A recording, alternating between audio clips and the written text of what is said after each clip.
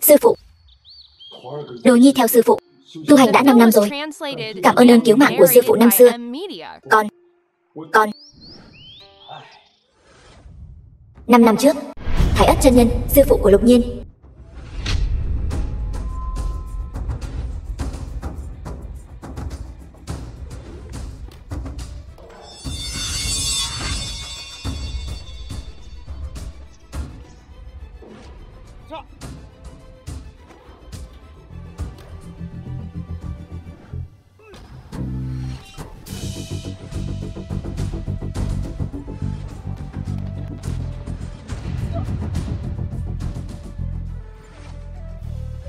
con vẫn không buông bỏ được mối hận trong lòng. Thôi vậy, con cứ thế này xuống núi đi. Đợi đến Kim Châu, tự nhiên sẽ có người đến đón con. Cảm ơn sư phụ.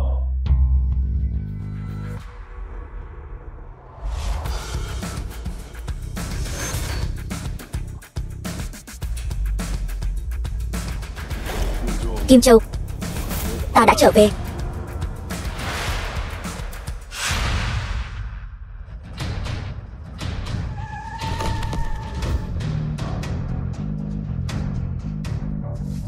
Lục Nhiên,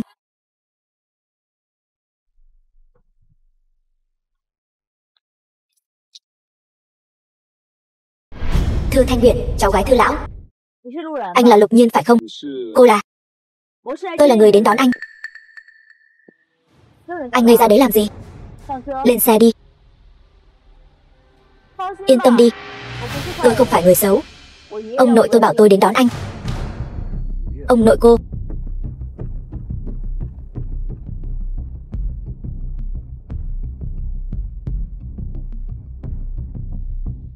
Đây là quần áo ông nội tôi chuẩn bị cho anh. Mặc vào đi. Ngây ra đấy làm gì? Mặc vào đi. Anh mau thay đi chứ.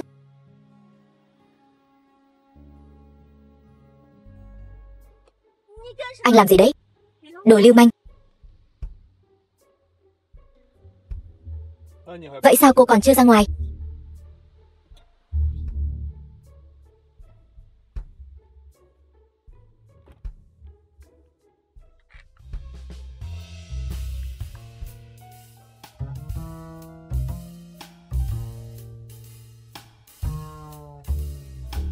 Dáng người anh ta hình như cũng khá tốt.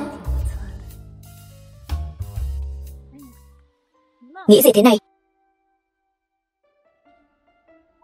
Tôi không có nhìn trộm đâu nhé. Được rồi, lên xe đi.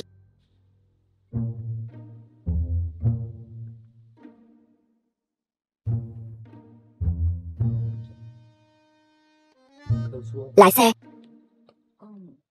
Chúng ta đi đâu? Khách sạn Đại Kim Châu.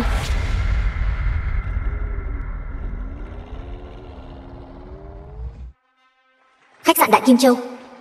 Kính thưa quý vị khách quý, kính thưa quý vị quan khách và bạn bè thân hữu, trong ngày vui trọng đại này, chúng ta hãy cùng chào đón chú rể Trương Sâm và cô dâu Hàn Mộng Lan.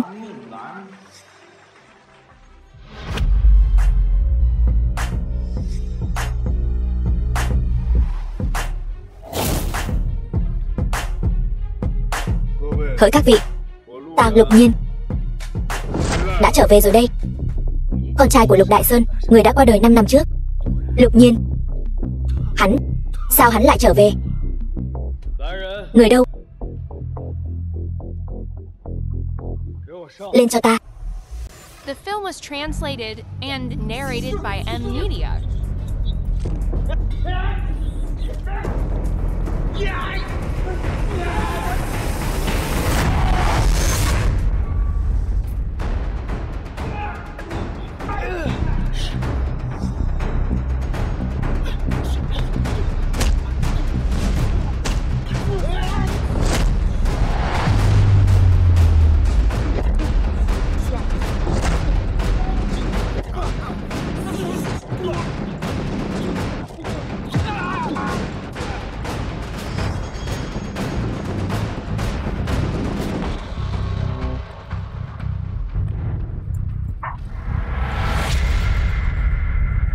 Ta không muốn làm bị thương người vô tội. Cút.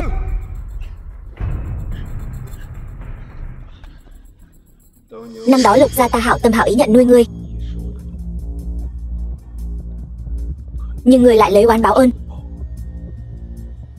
cướp đoạt Lục gia ta, lấy mạng cha ta. Không, Lục Nhiên, tôi không lấy mạng cha anh. Cha anh vẫn còn sống. Ta đã tận mắt chứng kiến. Ngươi nghĩ ta sẽ tin sao? Hàn Mộng Lan.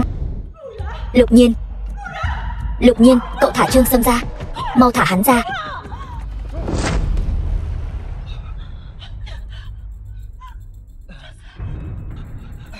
Lục Nhiên. Không.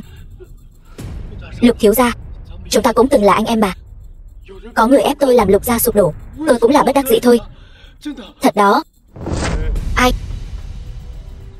Anh chỉ cần tha cho tôi sẽ nói cho anh ngay. Ngươi không có tư cách mặc cả với ta. Nửa đời còn lại, ngươi chỉ có thể sống trên giường bệnh. Đây là báo ứng ngươi đáng phải nhận. Ngươi tự lo liệu đi. Lục Nhiên, anh đứng lại cho ta. Anh đã hủy hoại hôn lễ của ta, còn đánh Trương Sâm thành phế nhân. Anh tưởng anh cứ thế mà đi được sao? Sao? Cô nghĩ cô có thể làm gì được ta sao? Tôi thì không thể làm gì được anh, nhưng cô ta thì chưa chắc đâu. Thả tôi ra. Anh, mau đến cứu em. Hàn Mộng Lan. Cô chán sống. Tôi chán sống đấy. Vậy thì anh ra tay đi. Anh có bản lĩnh thì lấy mạng tôi đi. Tôi mất mạng rồi, em gái anh cũng không sống nổi đâu.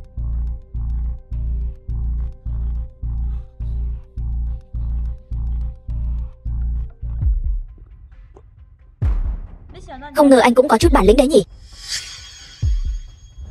Này, sao anh lại thế? Nơi em gái anh bị bắt cóc, tôi đã điều tra ra rồi. Ở một nhà máy bỏ hoang tại ngoại ô phía Nam. Không cần ngạc nhiên, tai mắt của nhà họ Thư chúng tôi khắp Kim Châu. Chút chuyện nhỏ này đương nhiên không thành vấn đề. Nhà họ Thư. Vậy ông nội cô là Lão Thư. Rốt cuộc sư phụ có năng lực lớn đến mức nào mà có thể khiến cháu gái ruột của Lão Thư đến đón tôi? Sao còn chưa đi?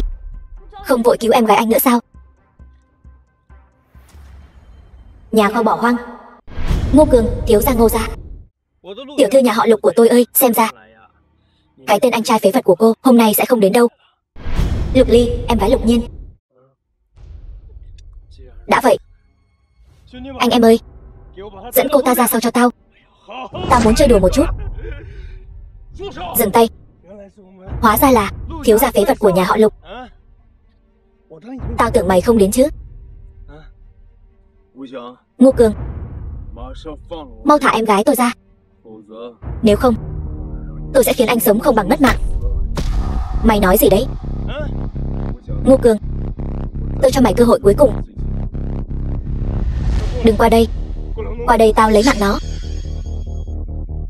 Ngô Cường, Lục Nhiên là khách quý của nhà họ Thư chúng tôi. Nể mặt nhà họ Thư chúng tôi một chút, thả em gái anh ta ra đi. Nhà họ Thư chúng tôi nhất định sẽ ghi nhớ. Lần này nhà họ Ngô các người đã nể mặt. Tiểu thư thương muốn giữ thể diện.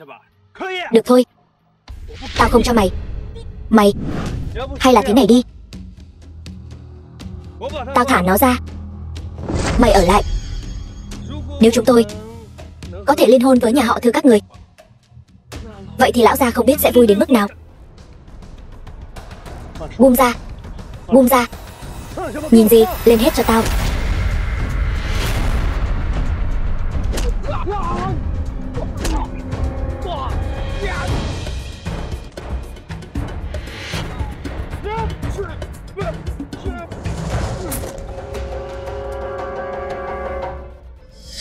Vừa nãy tay trái mày chạm vào em gái tao, tay phải chạm vào tiểu thư thư đúng không? Mày muốn làm gì?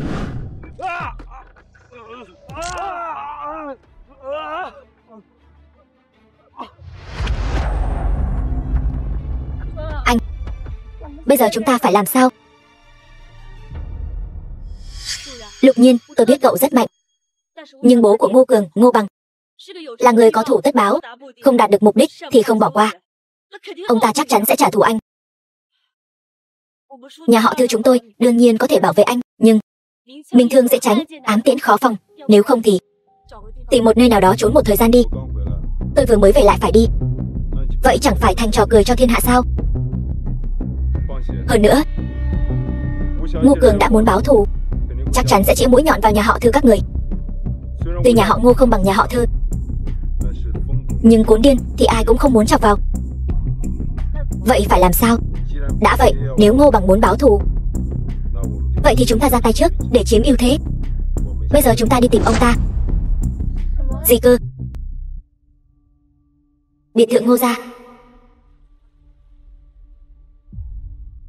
Ngô quản gia, lên đi. Anh yên tâm, có tôi ở đây sẽ không sao đâu. Một lát nữa tôi đưa Ngô Cường xuống xe. Các người mau lái xe đi đi. Được.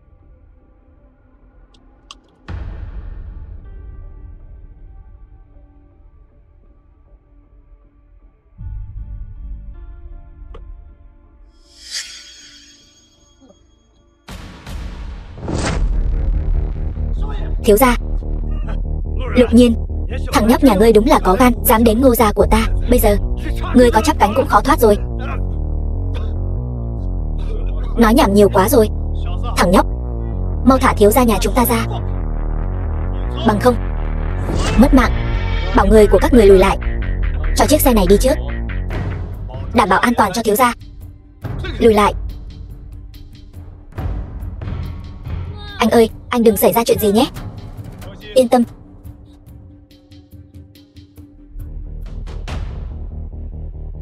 Thằng nhóc, sao còn chưa thả thiếu gia nhà chúng ta ra? Thiếu gia nhà chúng ta mà có mệnh hệ gì, không chỉ cậu phải mất mạng, mà cả nhà cậu đều phải chôn cùng. Ông nói nhảm nhiều quá rồi. Đưa tôi đi gặp gia chủ Ngô Bằng của các người.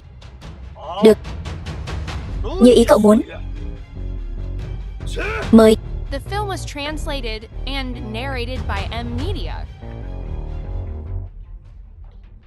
Cha ơi, cứu con. Ngô Bằng, gia chủ Ngô gia.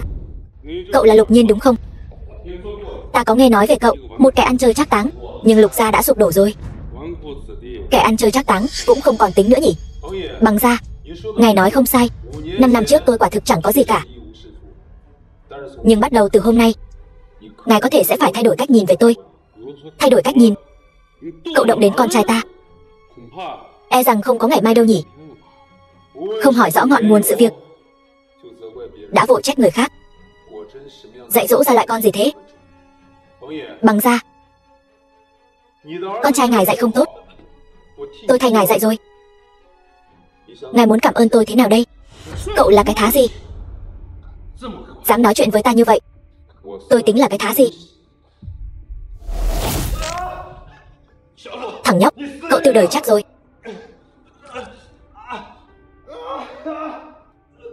Nói đi, làm sao mới chịu tha cho con trai ta? Thằng con súc vật của ngài, trả lại cho ngài. Cha, nhất định phải giúp con báo thù. Đưa thiếu gia đi chữa thương. Vâng. Thiếu gia, chúng ta đi thôi. Bằng gia, cho tôi 3 phút. Hoa La Hán sát thủ. Tôi nhất định sẽ khiến thằng nhóc này quỳ xuống trước mặt ngài. Lục Nhiên, bây giờ ta rất ngạc nhiên đấy. Bây giờ con tin cũng không còn nữa rồi. Trên tay không còn con bài tẩy nào nữa. Cậu đến tìm mất mạng sao? Điểm này ta rất thắc mắc đấy. Ông không cần thắc mắc, bởi vì chỉ với mấy con tôm tép này của các ngươi, vẫn chưa làm gì được ta đâu. Lục Nhiên, lúc Lục gia các ngươi huy hoàng nhất, Lục Đại Sơn trước mặt ta cũng không có sự tự tin này đâu nhỉ? Ta đều thấy khó hiểu. Thằng nhóc nhà ngươi lấy đâu ra sự tự tin thế? Lão gia, hai tay của thiếu gia bị phế rồi. cuộc sống sau này e rằng không thể tự lo được nữa. Hơn nữa cái gì? Hơn nữa cái của quý của thiếu gia 8 phần là phế rồi. Suốt đời không thể sinh con được nữa. Cái gì? Bất chấp mọi giá nhất định phải chữa khỏi cho thiếu gia. Đi. Vâng. Lục Nhiên, cậu dám tuyệt hậu của Ngô gia ta. Hôm nay ta mà không băm thây cậu thành vạn mảnh thì ta sẽ không lăn lộn ở Kim Châu nữa. Lấy mạng hắn cho ta.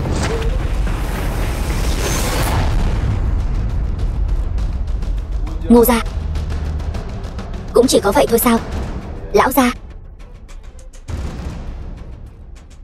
để lại cho hắn một hơi thở. Ta muốn tự tay giày vò hắn đến mất mạng. Tiểu tử, xem ra cậu còn có chút công phu đấy. Chỉ là không biết cậu có thể chịu được ta mấy chiêu đây. Ta đã nói rồi mà, thực lực của Ngô gia hẳn không chỉ có thế này. Xem ra vẫn có người biết chút quyền cước đấy chứ. Biết chút quyền cước.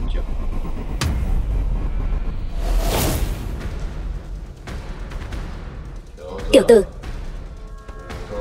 trong vòng 5 chiêu nếu cậu còn có thể đứng vững thì coi như ta thua. Hôm nay ta sẽ cho cậu biết thế nào gọi là võ đạo. Ý gì? 2 chiêu là đủ. Chán sống.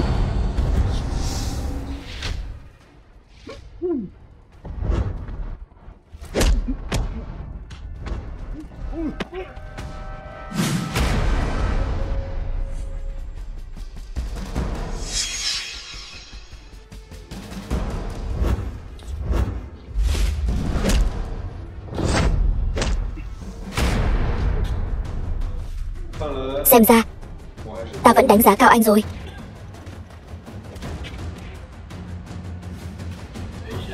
Không ngờ cậu lại đã có thể tụ khí rồi. Anh lại biết tụ khí. Xem ra cũng hiểu chút môn đạo đấy chứ. Thật không ngờ Hoa La Hán ta đời này vậy mà lại có thể gặp được đại sư có thể tụ khí. Là Hoa La Hán ta có mắt không tròng, đã mạo phạm đại sư. Hoa La Hán, cậu, lão gia, là Hoa La Hán vô năng. Hoa La Hán, anh chỉ là một tên tay sai. Chuyện này không liên quan đến anh. Anh lui xuống trước đi. Bằng ra, bây giờ chúng ta có thể nói chuyện đàng hoàng được chưa? Có thể.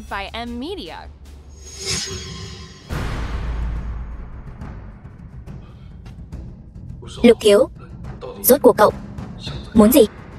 Bằng ra, Lục Nhiên ta đây cũng không phải người không biết lý lẽ. Hôm nay ta đến đây chính là vì chuyện con trai ông bắt cóc em gái ta. Nhưng cậu đã đánh Cường Nhi của ta trọng thương. Ta đã nói rồi, Lục Nhiên ta cũng không phải người không biết lý lẽ.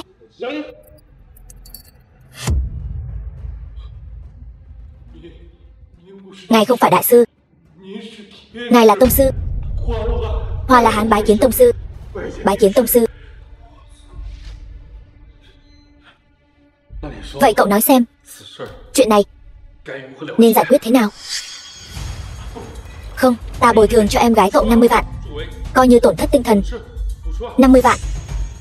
Không. 100 vạn. Không. 200 vạn. 200 vạn. Vậy ngài nói xem nên giải quyết thế nào? Sao vậy Bằng ra? Lục Nhiên ta trong mắt ông chỉ là đến tống tiền sao? Không, ta không phải ý đó. Ta không có ý đó. Thế này đi, tiền bạc thì không cần. Ngô gia ông ở Kim Châu thế lực cũng không nhỏ. Rất nhiều ông chủ đều sợ ông 3 phần. Sau này còn phải nhờ cậy Ngô gia ông giúp ta xử lý một số chuyện ta không xử lý được. Vâng, chỉ cần ngài lên tiếng, Ngô Bằng ta nhất định dốc hết sức lực, không từ nan. Được rồi, không còn sớm nữa, tôi cũng nên đi rồi.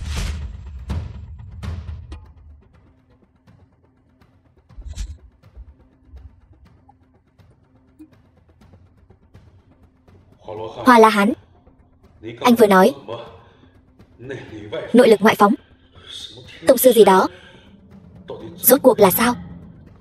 Bằng da, Quy Thuận Lục Nhiên có lẽ là lựa chọn đúng đắn nhất mà ngài từng làm trong đời. Nội lực ngoại phóng, đó là một cảnh giới cực cao. Nói thế này cho ngài dễ hiểu. Trong mắt hắn, lấy mạng chúng ta và bóp nát một con kiến chẳng có gì khác biệt.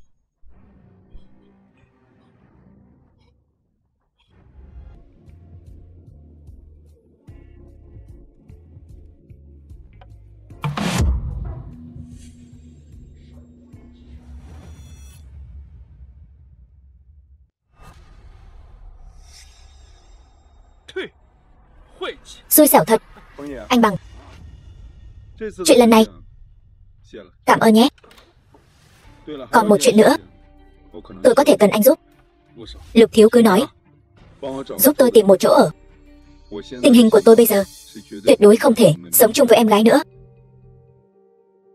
Vâng, Lục thiếu, yên tâm đi, cứ giao cho tôi.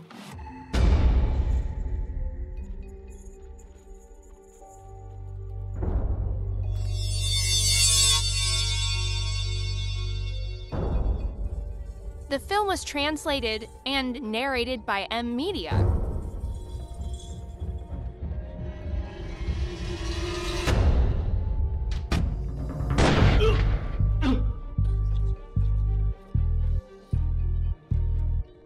Mục tiêu đã bị tiêu diệt.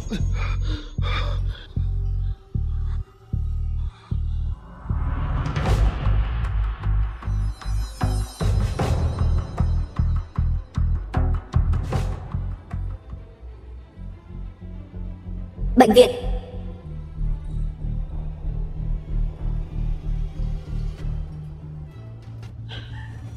Là nhà họ Tôn. Nghe. Trương Sâm, thiếu gia nhà tôi bảo tôi nói cho cậu biết, Lục Nhiên đã mất mạng rồi.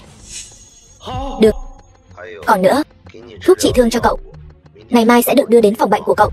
Uống 1 tháng là có thể hồi phục như ban đầu. Tốt quá rồi. Lục Nhiên, anh vẫn còn non nớt quá. Rốt cuộc vẫn không đấu lại ta. Lục Nhiên, rốt cuộc anh vẫn là một phế vật. Tự cho rằng bước vào võ đạo thì ghê gớm lắm sao?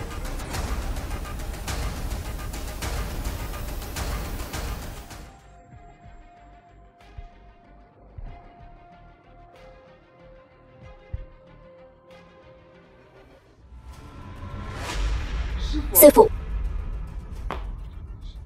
Sư phụ, sao người lại đến đây? Con đó vẫn cứ làm việc khá lỗ mãng. Vi sư vừa nãy đã giúp con chữa lành vết thương, đồng thời cũng giải trừ hạn chế trên người con. Từ nay về sau, dao kiếm thông thường đối với con vô dụng. Hạn chế. Con vốn là linh nguyên chi thể. Ban đầu ta cũng đang tìm kiếm linh nguyên chi thể. Vừa khéo gặp được hoàn cảnh của con lúc đó, nên mới cứu con. Chỉ là ta lo con nóng lòng báo thù, cho nên đã phong ấn thực lực của con. Thì ra là vậy. Được rồi, bây giờ thực lực của con đã lên một tầng nữa, ta cũng không còn gì phải lo lắng nữa. Lát nữa con đi một chuyến đến nhà họ Thư đi. Con cũng đang định đến cảm ơn. Đúng rồi, còn đối với cháu gái của Thư lão, có suy nghĩ gì không? Suy nghĩ? Sư phụ, chúng con mới gặp nhau lần đầu mà. Không có. Không có. Một chút nào cũng không có. Sư phụ,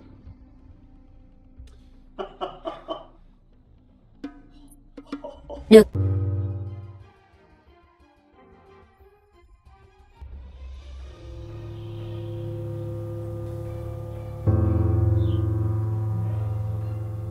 Alo, Bằng Gia.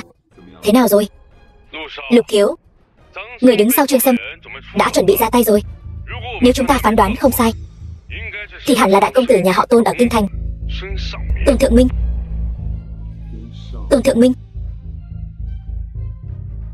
Được. Đã như vậy thì giữ lại Trương Sâm cũng chẳng còn tác dụng gì nữa.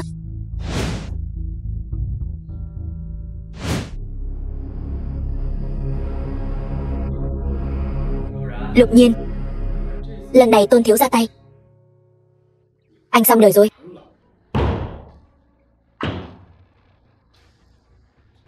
Các người là ai?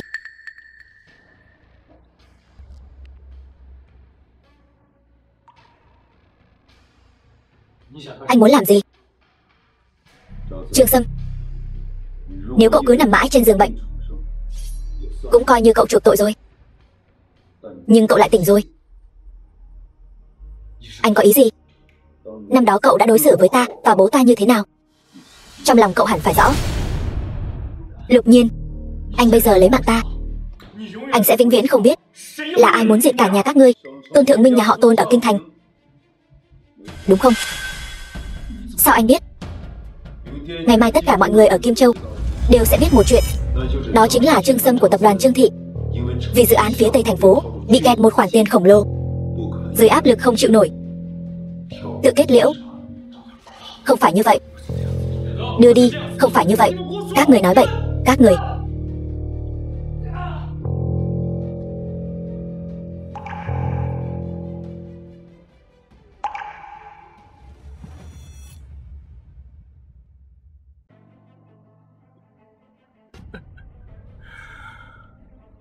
Tạm biệt nhé. Chôn đi.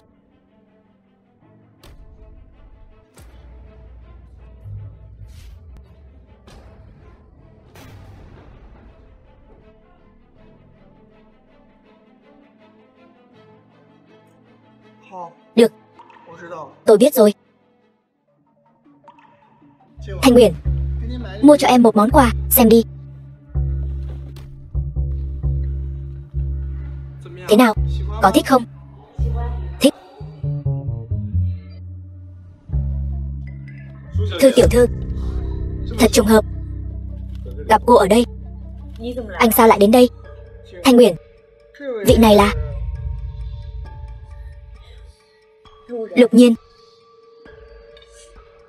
Sao vậy, Thư tiểu thư? Không giới thiệu cho tôi biết người bạn này của cô sao? Tôn Thượng Minh, bạn trai của Thanh Uyển. Lục Nhiên, hân hạnh. Tôi quên nói với anh rồi. Thanh Uyển bây giờ là vị hôn thê của tôi. Xin anh sau này đừng làm phiền cô ấy nữa. Anh nói bậy gì thế? Đó chỉ là ông nội tôi bị anh mê hoặc. Tôi khi nào nói tôi sẽ gả cho anh? Con người tôi đây đặc biệt nghe lời người lớn. Nếu là người lớn nói cô là vị hôn thê của tôi thì cô chính là vị hôn thê của tôi. Anh Thanh Uyển, đừng vì loại người này mà tức giận. Không đáng. Tôi bây giờ đang ăn cơm với anh ấy, mời anh ra ngoài. Thế thì không được. Người được gọi là bạn này của cô đang chuẩn bị có ý đồ xấu với cô. Tôi không thể mặc kệ được. Anh. Được. Anh không đi đúng không? Vậy tôi đi. Tránh ra.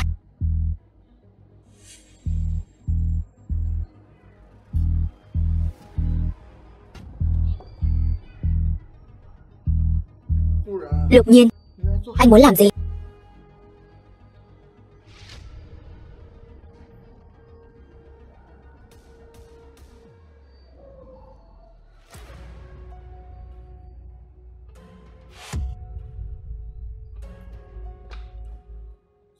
Đại thiếu gia nhà họ Tôn, Tôn Thượng Minh. 5 năm trước, tập đoàn Lục Thị của tôi phá sản. Trương Sâm tu hú chiếm tổ chim khách. Kẻ chủ mưu lớn nhất đứng sau màn này là anh đúng không? 5 năm rồi. Cái đồ phế vật như anh bây giờ mới biết. Anh nghe rõ đây. Trước khi nhà họ Tôn các người phá sản, tôi sẽ không làm gì anh cả. Nhưng khi nhà họ Tôn các người phá sản, tôi sẽ không ngại đánh cuốn cụt đuôi. Bít tết không tệ, nhớ thanh toán.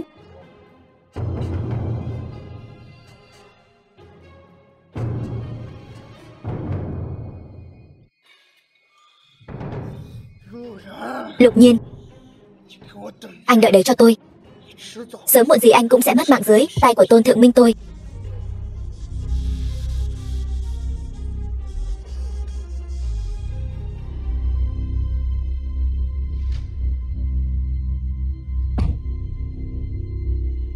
Lục Nhiên, anh chán sống phải không? Tôi đến để cứu cô. Cứu tôi. Bây giờ tôi nhìn thấy anh đã thấy ghê tởm rồi. Chuỗi vòng tay này là Tôn Thượng Minh tặng cô đúng không? Đúng thì sao? Đưa cho tôi. Anh vẫn đúng như mọi người nói, là thiếu gia phế vật của nhà họ Lục. Đây là một chuỗi tà vật. Ý gì vậy? Nếu cô cứ đeo nó mãi, sẽ lấy mạng cô đấy. Lục Nhiên, anh đúng là đồ khốn nạn. Anh tránh ra cho tôi.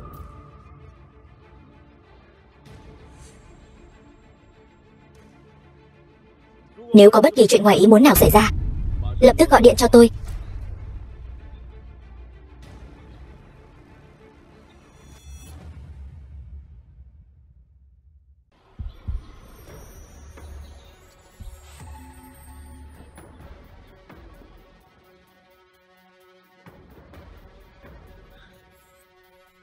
Chẳng lẽ thật sự có vấn đề?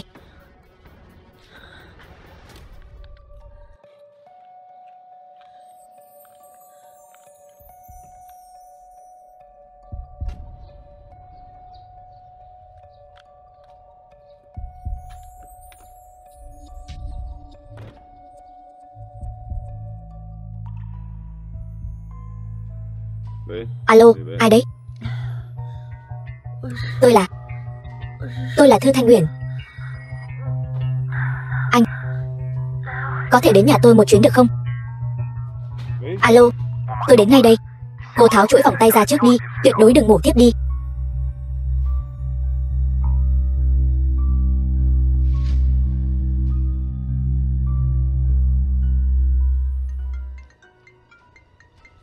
Thư Thanh Uyển. Thanh Uyển, cô sao rồi?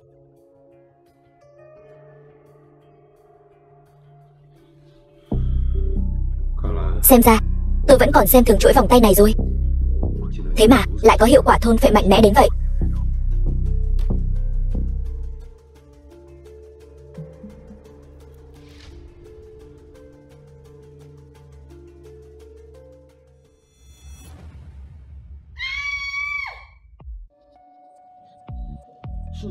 Cô Thư, anh đồ lưu manh, anh ra ngoài đi.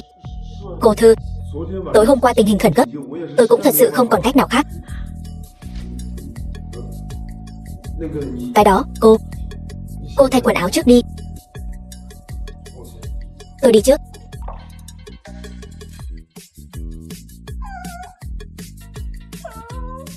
Phiền quá đi mất. Cô còn chỗ nào không thoải mái không? Vừa nãy lo mắng anh ta, hình như thật sự đã đỡ rồi.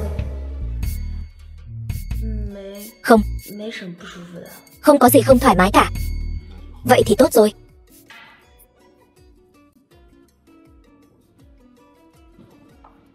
The film was translated and narrated by M Media.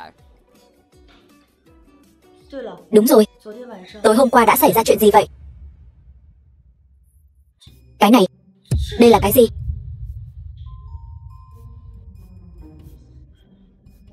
Đây chính là nguyên nhân gốc rễ khiến cô đau đầu. Luồng khí màu đen này có tên là bản nguyên thôn phệ. Một khi tiếp xúc lâu dài, sẽ bị thôn phệ ý thức, cuối cùng hoàn toàn trở thành con rối của người khác. Được rồi, tôi đã loại bỏ bản nguyên thôn phệ rồi. Chuỗi vòng tay này đã không còn vấn đề gì nữa rồi. Tuy nhiên, vì Tôn Thượng Minh đã thêm vào chuỗi vòng tay này, bản nguyên thôn phệ quá mạnh mẽ. Hơn nữa bản thân cô lại quá suy yếu. Trong một khoảng thời gian ngắn ngủi hôm qua, tinh thần lực của cô đã bị thôn phệ. Vậy nên trong khoảng thời gian tiếp theo, mỗi tháng tôi đều phải trị liệu cho cô một lần mới có thể hoàn toàn hồi phục. Chuyện đó, nếu không có việc gì, tôi xin phép về trước. Có vấn đề gì cô cứ gọi điện cho tôi bất cứ lúc nào.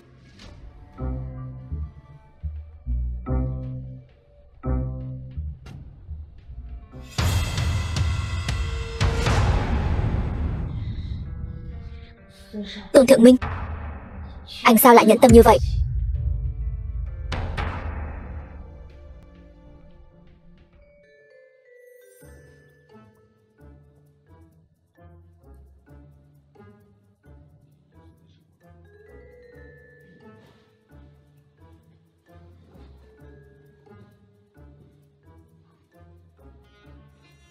Linh Nhi, sao rồi?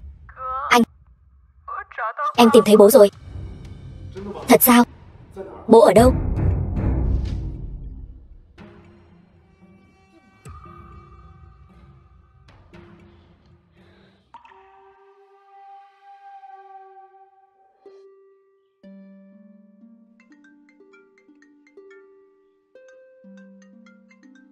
Bố.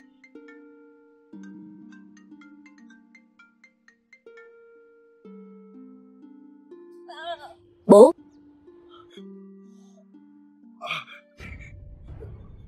Đừng khóc. Đừng khóc. Đi đường xa chắc khát rồi. Nào, lại đây ăn miếng dưa đi. Nhiên Nhi, con cũng ăn một miếng đi.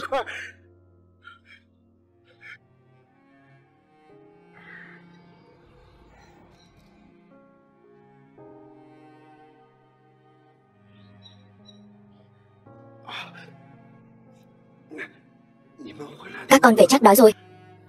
Bố đi nấu cơm cho các con. Bố. Rốt cuộc năm đó đã xảy ra chuyện gì? Tại sao nhà họ Tôn lại ra tay với chúng ta? Tại sao bố lại không muốn nói cho con biết? Chuyện này, thôi bỏ đi. Chuyện quá khứ, cứ để nó qua đi nhé. Không được.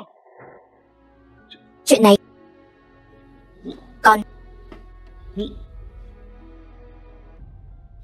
con đã bước vào võ đạo rồi. Bây giờ con đã là cấp tông sư rồi.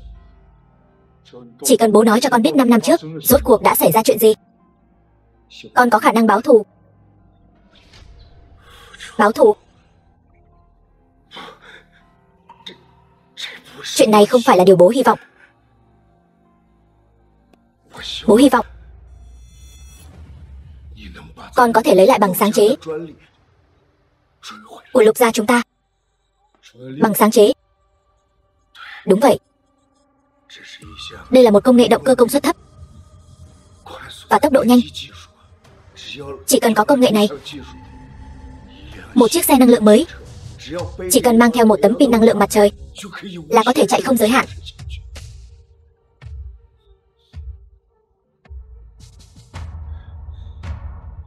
Bố đi nấu cơm trước đây. Alo. Lục Nhiên, phải thừa nhận, trước đây tôi quả thật đã xem thường anh rồi. Nhưng anh cũng đừng đắc ý quá sớm. Rốt cuộc cô muốn làm gì? Anh không phải muốn cưới Thư Thanh Huyền sao?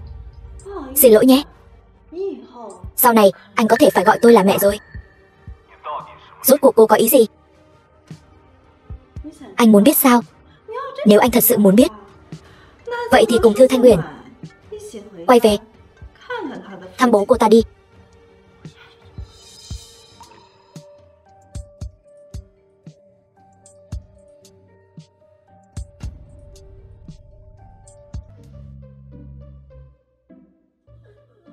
Linh Nhi, anh rốt cuộc là chuyện gì vậy? Vừa nãy em và bố đang dọn đồ, chuẩn bị về Kim Châu, bỗng nhiên có mấy người xông vào, không nói một lời nào đã đưa bố đi rồi. Linh Nhi, có anh ở đây, bố nhất định sẽ không sao đâu.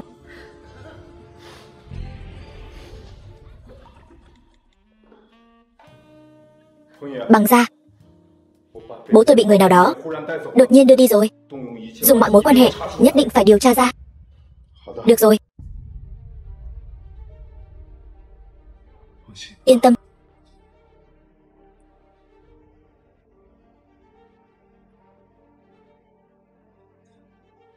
Alo, Lục Nhiên, cha cậu đang trong tay tôi. Tôi biết cậu rất có bản lĩnh, nhưng tôi hy vọng cậu có thể kiềm chế sự kích động muốn tìm tôi, bởi vì cậu căn bản không tìm được tôi. Anh rốt cuộc là ai? Nghe đây, ta muốn cậu tham gia Thiên Duyên Hội, vào Hàn gia, sau đó nghe theo chỉ huy của ta. Bằng không, cha cậu mất mạng. Trên thế giới này không ai có thể ra lệnh cho tôi. Vậy bây giờ ta sẽ cho cha cậu mất mạng. Được, tôi đồng ý với anh. Tôi đồng ý tham gia Thiên Duyên Hội, bước vào Hàn gia. Được, rất tốt. Ta rất tán thưởng cậu. Ta sẽ đảm bảo an toàn cho cha cậu. Có cơ hội, chúng ta sẽ gặp mặt.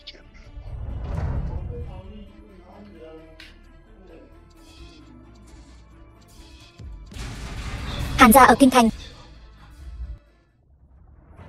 Thiên Duyên Hội.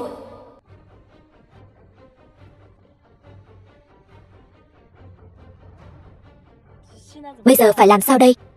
Biết thế lúc trước đã không nên xé thư mời rồi. Tôi có cách vào. Lục Nhiên, Lục đại thiếu, không phải không đến sao? Sao? Đổi ý rồi.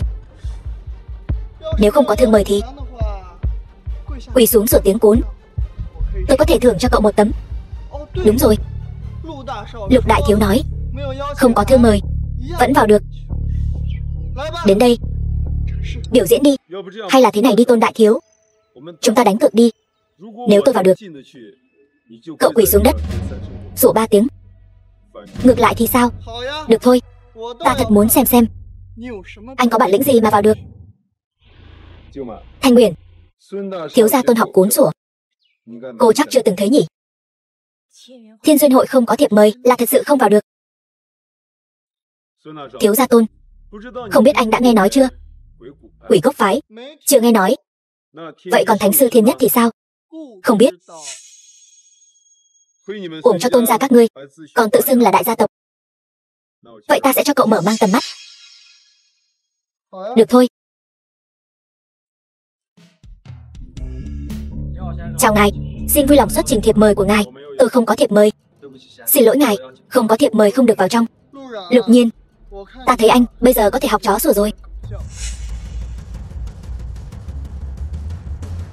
Đây là ngọc bội sứ giả của Quỷ Cốc phái, đưa nó cho người phụ trách ở đây của các ngươi. Lục Nhiên, người phụ trách ở đây là quản gia Liễu Diệp của Hàn gia Kinh Thành. Ông ấy không có thời gian rảnh để xem cái thứ này của anh. Xin lỗi. Lục Nhiên, bây giờ quỳ xuống học chó sủa đi. Ta còn có thể thưởng cho anh một tấm thiệp mời. Liễu Diệp, sứ giả Quỷ Cốc phái ở đây, còn không mau ra nghênh đón. Lục Nhiên, anh đây là đang tìm mất mạng. Lục Nhiên, chúng ta bỏ đi thôi. Nơi như Thiên Duyên Hội này thật sự không phải ai cũng có thể vào được. Cam tâm chịu thua. Lục Nhiên, quỳ xuống học chó sủa đi. Hỗn xược, là ai ở đây ồn ào còn tự xưng là sứ giả Quỷ Cốc phái? Liễu Diệp, quản gia Liễu, chính là hắn. Hắn không có thiệp mời, còn muốn tự ý xông vào Thiên Duyên Hội. Chính là cậu, tự xưng là sứ giả Quỷ Cốc phái sao?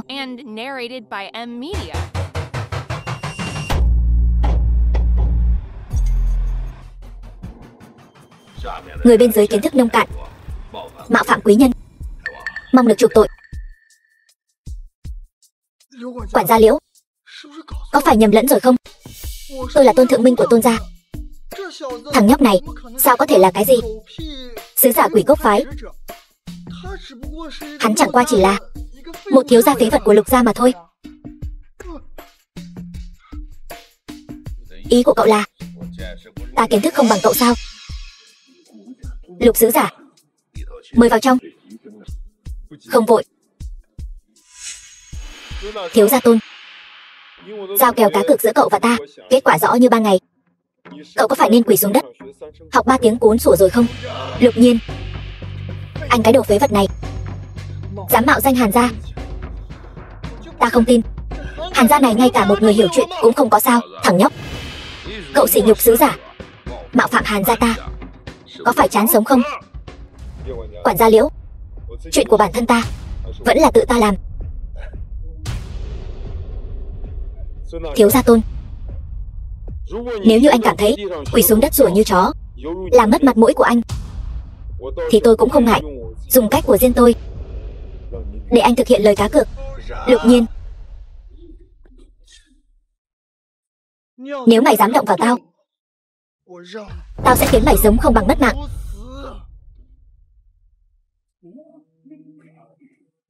Vậy thì anh thử xem sao. Lục Nhiên, anh muốn làm gì? Tôi đã nói rồi, tôi muốn anh thực hiện lời cá cược. Chẳng phải chỉ là sủa thôi sao? Tôi sủa, tôi sủa, tôi sủa.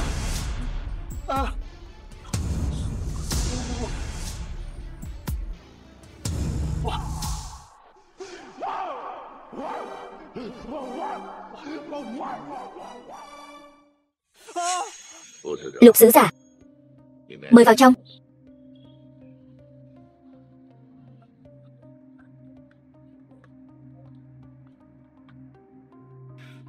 Lục Nhiên, mối thù này tôi đã ghi nhớ rồi. Đợi đấy, anh nói thật với tôi đi, Quỷ Cốc phái rốt cuộc là làm gì? Tại sao quản gia Liễu Diệp lại cung kính với anh như vậy? Quỷ Cốc phái chỉ là trùng trong giới đánh nhau thôi.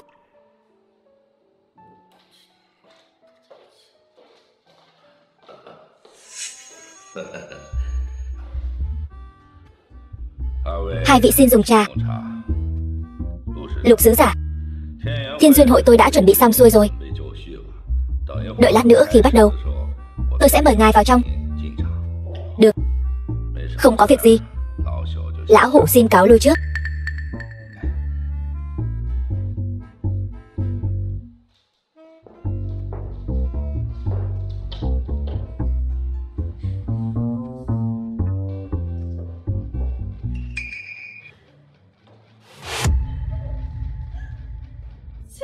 Anh yêu, sao bọn họ lại ở đây?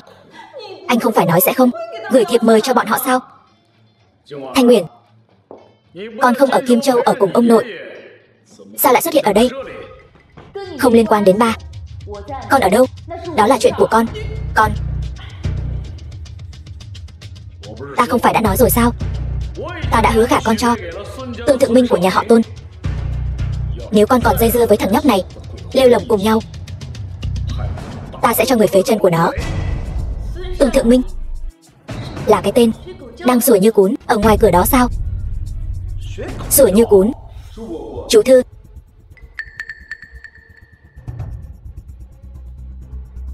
vì chú là cha của Thanh Nguyễn, nên lễ nghĩa này đương nhiên là không thể thiếu.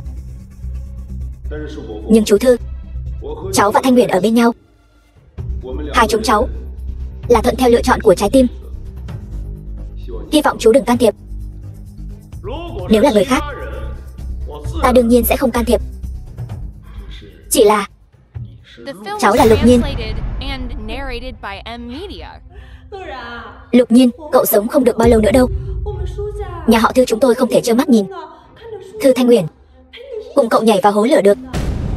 Hàn Mộng Lan, mặt mũi cô thật dày. Từ khi nào lại thành người nhà họ Thư của cô rồi? Người phụ nữ của ta đương nhiên là người của nhà họ Thư ta.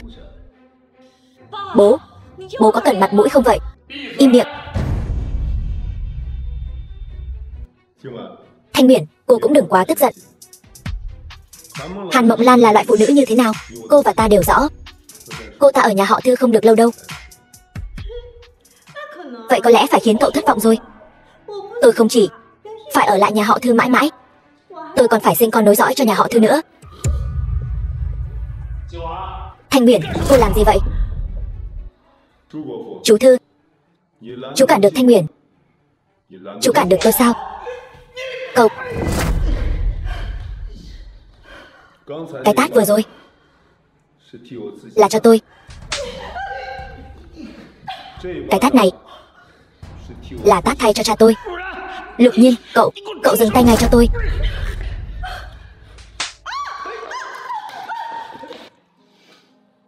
Cái tát này là tôi tát thay cho cô. Thư Đức Toàn, anh mau xem tên này. Hắn đã cưỡi lên đầu anh rồi kìa. Mau xử lý hắn đi. Chiến Hổ. Chiến Hổ. Thư tổng, đánh hắn cho tôi. Vâng, thưa tổng.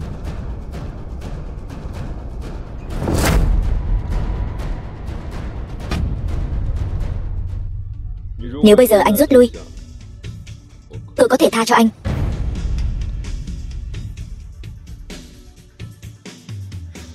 Xin lỗi thưa tổng. Chiến Hổ xin cáo lui trước. Chiến Hổ này, anh.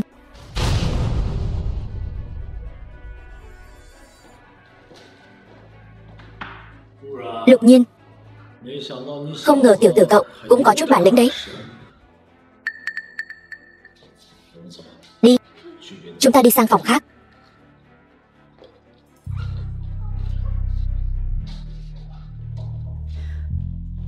Cha tôi đã bị người phụ nữ đó mê hoặc tâm trí rồi. Chúng ta phải làm sao đây? Cô yên tâm, sớm muộn gì tôi cũng sẽ xử lý người phụ nữ này. Hôm nay, trước hết xin cảm ơn sự hiện diện của mọi người đến tham dự Thiên Duyên Hội của Hàn gia chúng tôi.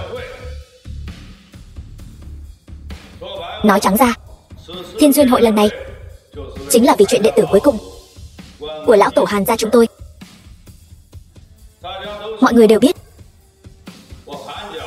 Hàn gia chúng tôi đời đời theo võ đạo.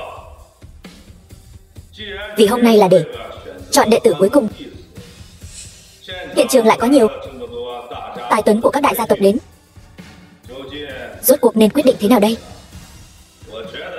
Tôi nghĩ có một cuộc tỉ thí.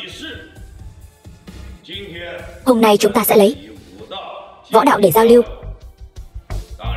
Đương nhiên, Hàn gia chúng tôi cũng không phải chỉ dựa vào năng lực cá nhân, mà còn phải xem thực lực của gia tộc. Người lãnh đạo của mỗi gia tộc có thể chọn phái môn khách của mỗi gia tộc đến để đại diện. Tiếp theo, tôi sẽ chia nhóm ngẫu nhiên, 2 người một nhóm. Người chiến thắng cuối cùng sẽ là đệ tử cuối cùng của lão tổ Hàn gia chúng tôi. Cuộc tỷ võ lần này hoàn toàn dựa vào tự nguyện. Nếu có thương vong, Hàn gia chúng tôi sẽ không chịu trách nhiệm. Ta thật sự không hiểu nổi cha. Cha đã lớn tuổi thế này rồi, còn muốn làm cái gì mà? Đệ tử cuối cùng của lão tổ Hàn gia làm gì? Nếu có thể trở thành đệ tử cuối cùng của lão tổ Hàn gia, có được tu vi, ít nhất có thể sống thêm 100 năm. Tin tức tôi tốn rất nhiều tiền mới có được. Không phải là khảo nghiệm nhãn lực, đánh cược đá quyết định thắng thua sao? Sao lại là tỷ võ? Thế này thì làm sao đây? Tiếp theo, tỷ võ chính thức bắt đầu.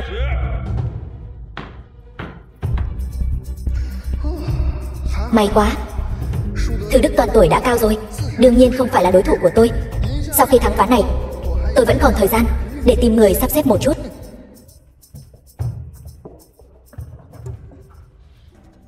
Tôn thiếu, đắc tội rồi. Khoan đã, sao không phải là Thư Đức Toàn? Các người. Tôn thiếu, anh có ý gì? Chiến Hổ, nhà họ Thư cho anh bao nhiêu tiền, tôi cho anh gấp đôi. Tôn thiếu, cậu tưởng Chiến Hổ ta chỉ là người tham tiền sao? Chiến Hổ là môn khách nhà ta, ta cho anh giá gấp 3. Tôn thiếu, vốn dĩ ta còn muốn nương tay, nhưng cậu hết lần này đến lần khác sỉ nhục ta. Vậy đừng trách ta, không khách khí. Đi thôi, không có gì đáng xem nữa. Dẫn em đi ăn đồ ngon.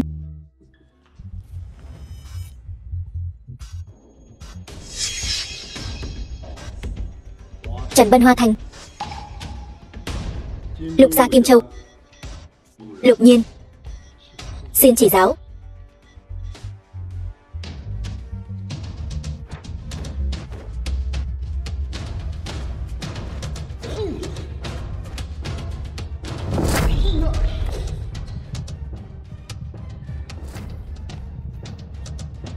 Tại hạ thua rồi.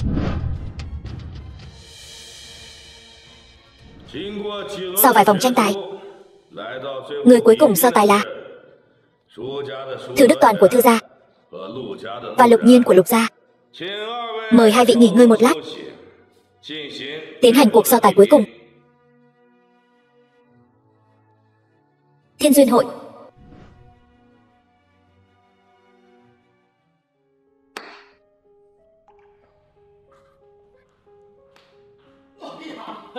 Lục Nhiên, cuối cùng con cũng về rồi. Thư bá phụ, người làm gì vậy? Lục Nhiên, sau này chuyện hôn sự của con và Thanh Huyền, bá phụ sẽ không ngăn cản nữa. Bố nói vậy là ý gì? Nào, ngồi đi.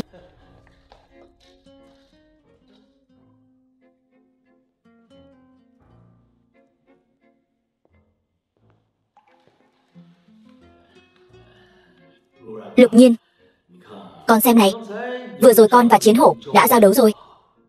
Vậy thì hắn chắc chắn không phải đối thủ của con rồi. Vậy thì ta càng là. Thưa bá phụ, con hiểu ý người. Người nói con trong trận đấu sau sẽ nhường đúng không? Sao con lại nói như vậy? Cái gì gọi là nhường chứ? Đây là tác thành cho người khác mà. Hơn nữa, quan hệ giữa con và Thanh Huyền, chúng ta là người một nhà mà. Bố, sao bố có thể như vậy chứ? Con biết cái gì, im miệng đi. Thưa bá phụ, Thanh Huyền không phải là con bài để trao đổi, cho nên người cứ. Vậy ý con là không đồng ý sao? Lục Nhiên, con xem ta bây giờ, tuổi cũng đã cao rồi, sức khỏe cũng không tốt lắm, cũng chẳng còn sống được mấy ngày nữa. Nếu mấy năm nữa ta đi rồi, ta cũng không cầu xin con điều gì. Ta chỉ cầu xin con, sau khi ta đi rồi, con có thể đối xử tốt với Thanh Huyền một chút. Như vậy ta cũng yên tâm rồi. Anh yêu, sức khỏe của anh sao vậy? 2 hôm trước đi khám sức khỏe, không phải vẫn tốt sao?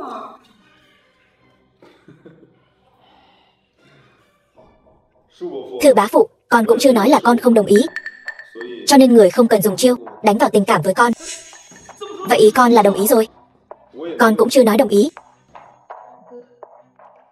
Thế này đi, thưa bá phụ, việc trở thành đệ tử bế quan của lão tổ Hàn gia đối với người quan trọng như vậy, vậy người cũng phải trả giá chút gì chứ. Người đưa con 1 tỷ, con đồng ý. Có thể nhờ người, ta sẽ bảo bộ phận tài chính chuyển tiền cho con ngay. Lục Nhiên, quả nhiên cậu vẫn là cái tên công tử bột tham tiền háo sắc đó. Lục Nhiên hắn làm giàu có đạo, háo sắc có phẩm vị, không thể nào giống như cô, kẻ mặt dày vô sỉ. Cô, Lục Nhiên, mau kiểm tra tài khoản của mình đi. Tiền ta đã bảo bộ phận tài chính chuyển cho con rồi. Có vẻ như chú Thư vẫn còn khá có thực lực đấy nhỉ. 1 tỷ đã đến nhanh như vậy. Lục sứ giả, Thư Đức Toàn, các người chuẩn bị thế nào rồi? Cuộc thi cuối cùng nên bắt đầu rồi. Vâng, quản gia Liễu Diệp, chúng tôi qua ngay đây. Bây giờ xin mời nhà họ Thư lên đài để tiến hành cuộc tranh tài cuối cùng. Anh Chiến Hổ sao vậy? Anh ấy nói gì cũng không chịu lên đài cả. Cô không nói với anh ấy là tôi đã mua chuộc Lục Nhiên rồi sao? Tôi nói rồi, nhưng anh ấy vẫn không chịu lên đài. Cái tên Chiến Hổ này lại hỏng việc vào lúc này. Bây giờ xin mời nhà họ Thư lên đài để tiến hành cuộc tranh tài cuối cùng. Anh yêu, phải làm sao đây? Người nào không lên đài nữa sẽ bị coi là tự động bỏ quyền. Còn có thể làm gì nữa đây? Tôi lên vậy. Dù sao tôi cũng đã đưa tiền cho Lục Nhiên rồi.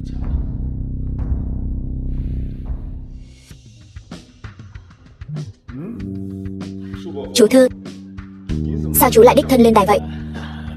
Lục Nhiên, đừng quên lời hẹn ước giữa cậu và tôi nhé. Yên tâm đi, không quên đâu.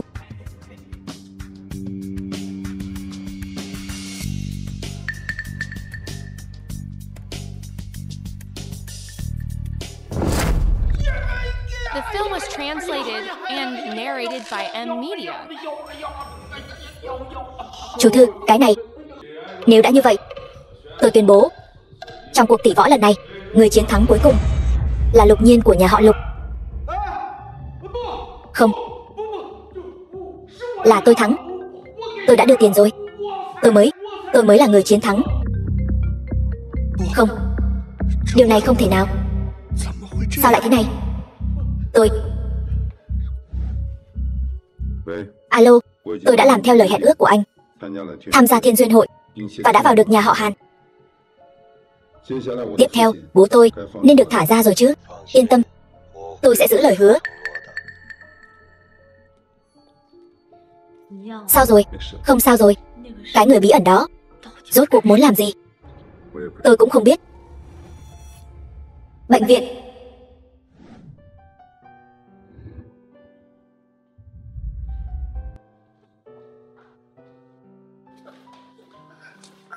Anh. Bố sao rồi? Bác sĩ nói chỉ là mệt mỏi quá độ, nghỉ ngơi vài ngày là khỏe lại thôi. Đây là thứ bố đưa cho em trước khi ngủ. Lục Nhiên, ta biết con đã đồng ý yêu cầu của người đó rồi. 1 tháng sau, con sẽ phải đến nhà họ Hàn ở Kinh Thành. Ba hy vọng con trong vòng 1 tháng này giải quyết vấn đề bằng sáng chế. Bố yên tâm đi, con nhất định sẽ giải quyết được. Biệt thự Tôn gia.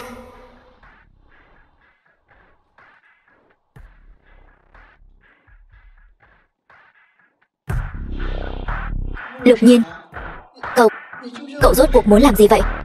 Ở Thiên Duyên Hội, cậu đã là người thắng cuộc rồi. Cậu còn có thể vào được nhà họ Hàn rồi. Tại sao cậu cứ nhất quyết bám lấy tôi không buông vậy? Tôn Thượng Minh, anh có phải là đã quên một chuyện rồi không? Năm đó anh làm sụp đổ tập đoàn Lục Thị, lấy đi một bằng sáng chế từ nhà họ Lục của tôi. Bằng sáng chế? Lục Nhiên, tôi nói cho cậu biết, cho dù bây giờ cậu đã vào được nhà họ Hàn, cậu cũng chỉ là một con cún của nhà họ Hàn mà thôi. Cậu mà dám đụng vào bằng sáng chế, cậu chắc chắn phải mất mạng. Vậy là anh không muốn nói cho ta biết rồi, phải không?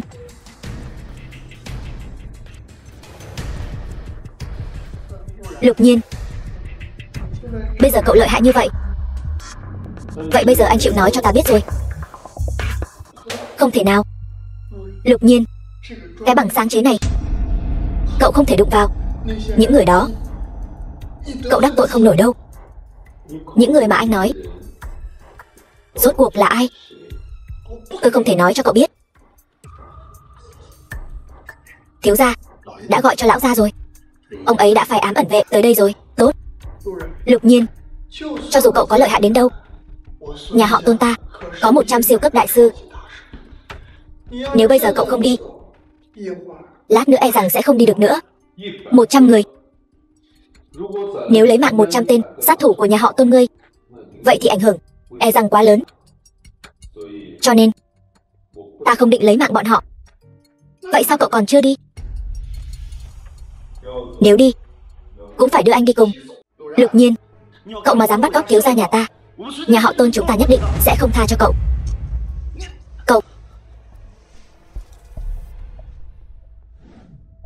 Nhà kho bỏ hoang.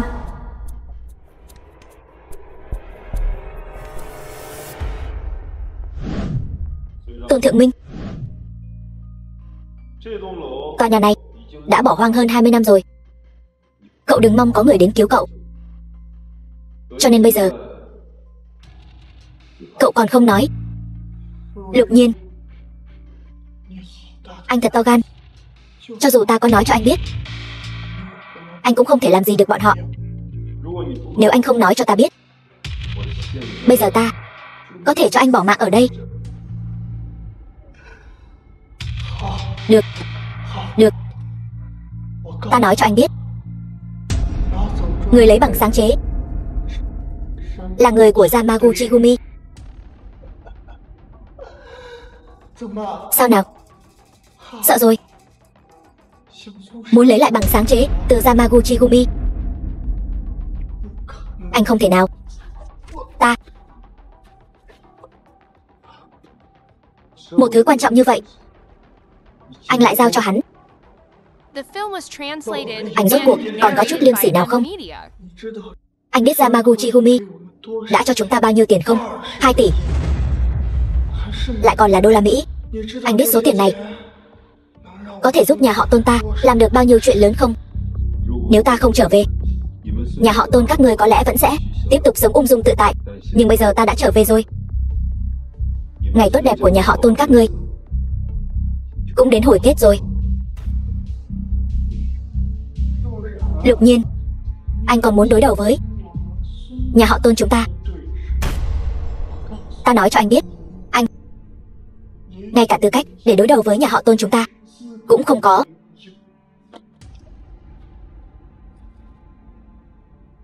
Ồn ào. Vì anh không biết liêm sỉ như vậy, vậy ta sẽ khiến nhà họ Tôn các ngươi ở Kim Châu hoàn toàn biến mất. Anh muốn làm gì? Anh nghĩ ta muốn làm gì? Lục Nhiên, anh không thể lấy mạng ta. Anh không thể lấy mạng ta. Câu kết với nước ngoài, anh đáng mất mạng. Nhà họ Tôn các ngươi đều đáng mất mạng. Hôm nay chú đến cũng không cứu được mày đâu. Tao nói đấy.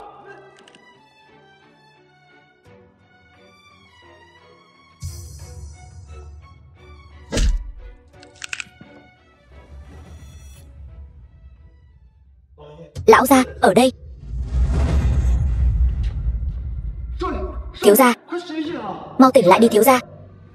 Đây. Lão gia, thiếu gia cậu ấy. Đừng ngây ra nữa. Đem thi thể thiếu gia về đi. Tìm Lục Nhiên, đem hắn đến trước mặt ta. Ta phải băm hắn thành trăm mảnh. Vâng, lão gia. Nhưng mà Lục Nhiên đã là người chiến thắng của Thiên Duyên Hội. Hắn đã chọn Hàn gia ở Kinh Thành. Chỉ cần hắn chưa vào Hàn gia thì hắn vẫn chỉ là một con chó hoang ở bên ngoài. Huống hồ quan hệ giữa Tôn gia ta và Yamaguchi-gumi, cho dù ta chọc vào Hàn gia hắn làm gì được Tôn gia ta. Tôi hiểu rồi, lão gia.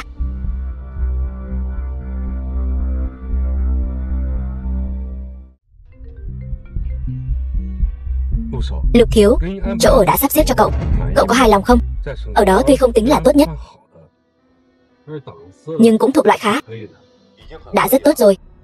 Đúng rồi, chuyện của em gái và bố tôi nhờ anh vậy. Rõ rồi, Lục thiếu. Phải rồi Lục thiếu. Chuyện bằng sáng chế, tôi đã điều tra được một số tin tức. Anh nói tiếp đi. Yamaguchi-gumi thực ra vẫn chưa lấy được bằng sáng chế. Họ chỉ mới hoàn thành một thỏa thuận miệng. Đúng rồi. Theo tin tức đáng tin cậy, 3 ngày sau tang lễ của Tôn Thượng Minh, Tôn gia và Yamaguchi-gumi sẽ chính thức giao dịch. Vậy thì 3 ngày sau chính là ngày giỗ của cả Tôn gia. Nghĩa trang Tôn thị. Ông Yamaguchi-gumi, cháu trai tôi, đã bỏ mạng vì có thể hợp tác với ông. Điều này cũng có thể chứng minh sự thành ý của Tôn gia chúng tôi rồi chứ. Tôn lão gia, ngài cứ yên tâm. Yamaguchi-gumi chúng tôi coi trọng nhất là chữ tín. Chuyện đã hứa với các ngài, chúng tôi sẽ làm được. Vậy lão hủ, xin cảm ơn Yamaguchi-gumi tiên sinh trước vậy. Tôn Thượng Minh là do ta tự tay lấy mạng. Tang lễ quan trọng như vậy, sao có thể thiếu sự có mặt của ta được? Bảo vệ lão gia. Mày chính là Lục Nhiên. Đúng vậy, tôi chính là người các người đang tìm.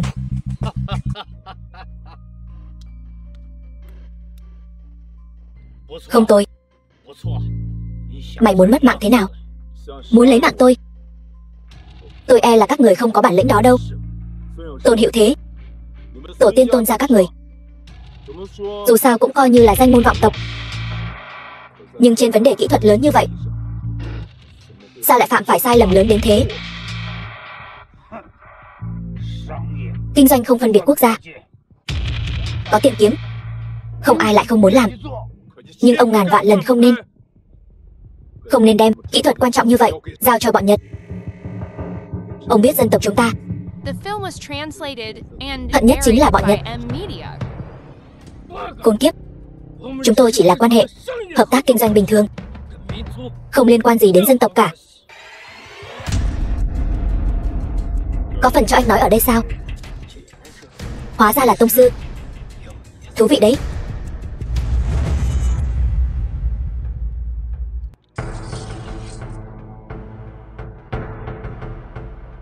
Thằng nhóc, hôm nay cứ để tôi đây thử xem bản lĩnh của cậu thế nào.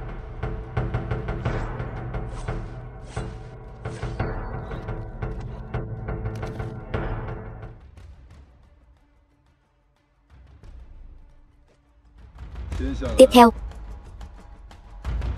đến lượt ông đấy. Lục Nhiên, cậu đừng đắc ý quá sớm. Tôn Hữu Thế tôi không giống như tên khốn này. Thật sao? Thực ra tôi sớm biết cậu sẽ đến, nên tôi đã chuẩn bị từ trước.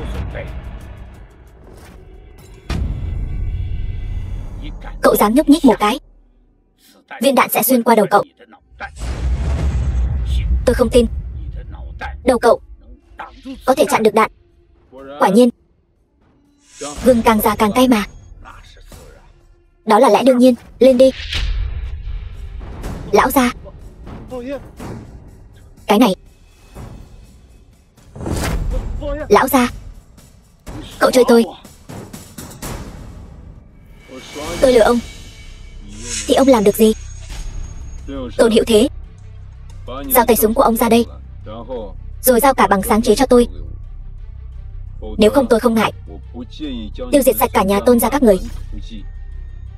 Tin tôi đi, tôi đã nói ra câu này thì nhất định làm được. Thế nếu tôi nói không thì sao? Thế cũng không sao. Dù sao thì để người của ông biến mất cũng rất dễ dàng. Ra đây đi. Tôn lão gia, diễn xuất của tôi cũng không tệ lắm nhỉ? Không ngờ Tôn gia ở kinh thành cũng chỉ có thế mà thôi. Ngươi, bây giờ ông tin tôi chưa? Nếu ông không giao bằng sáng chế ra đây, tôi tuyệt đối có đủ thực lực đó, có thể tiêu diệt sạch cả nhà các người. Cậu dám? Tôi có gì mà không dám. Đối phó với loại bán nước như các người, tôi đã nói với ông rồi, tôi chuyện gì cũng làm được. Cậu muốn thế nào?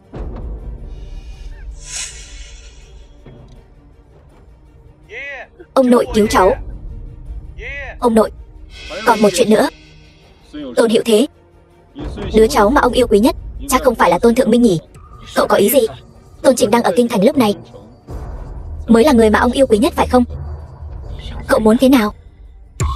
Không ngờ cậu lại độc ác đến vậy.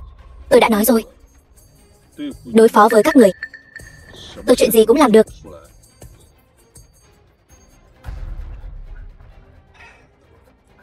Lão gia. Được, tôi có thể giao bằng sáng chế cho cậu, nhưng cậu đừng làm hại người nhà tôi. Được thôi, tôi nói được làm được. Ông giao bằng sáng chế ra đây, tôi chỉ lấy mạng một mình ông thôi. Đưa cho cậu ta, lão gia. Đưa. Vâng, lão gia.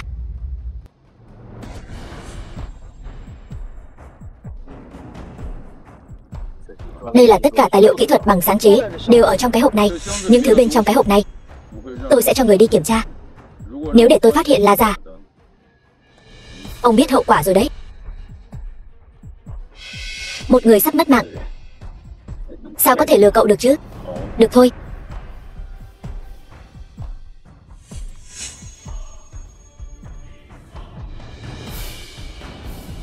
Lục Nhiên, cậu phải nhớ lời cậu nói đấy.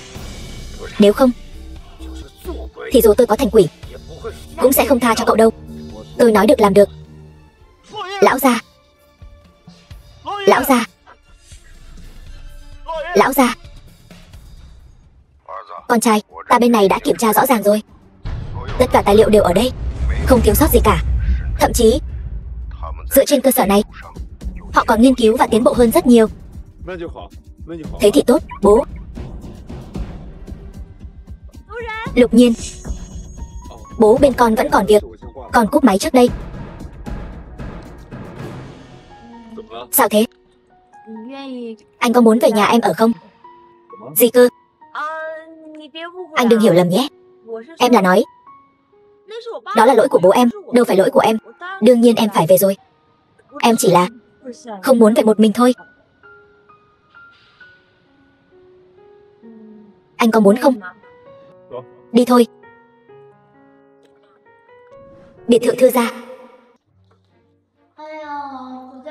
Cảm giác về nhà thật tuyệt. Từ hôm nay trở đi, chúng ta ở đây nhé.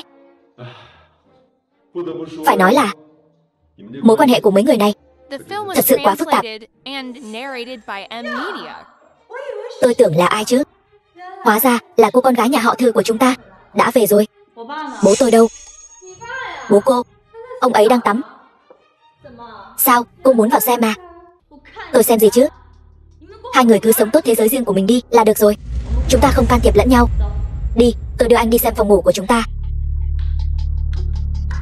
Thư Thanh Huyền, cô đừng quá đáng.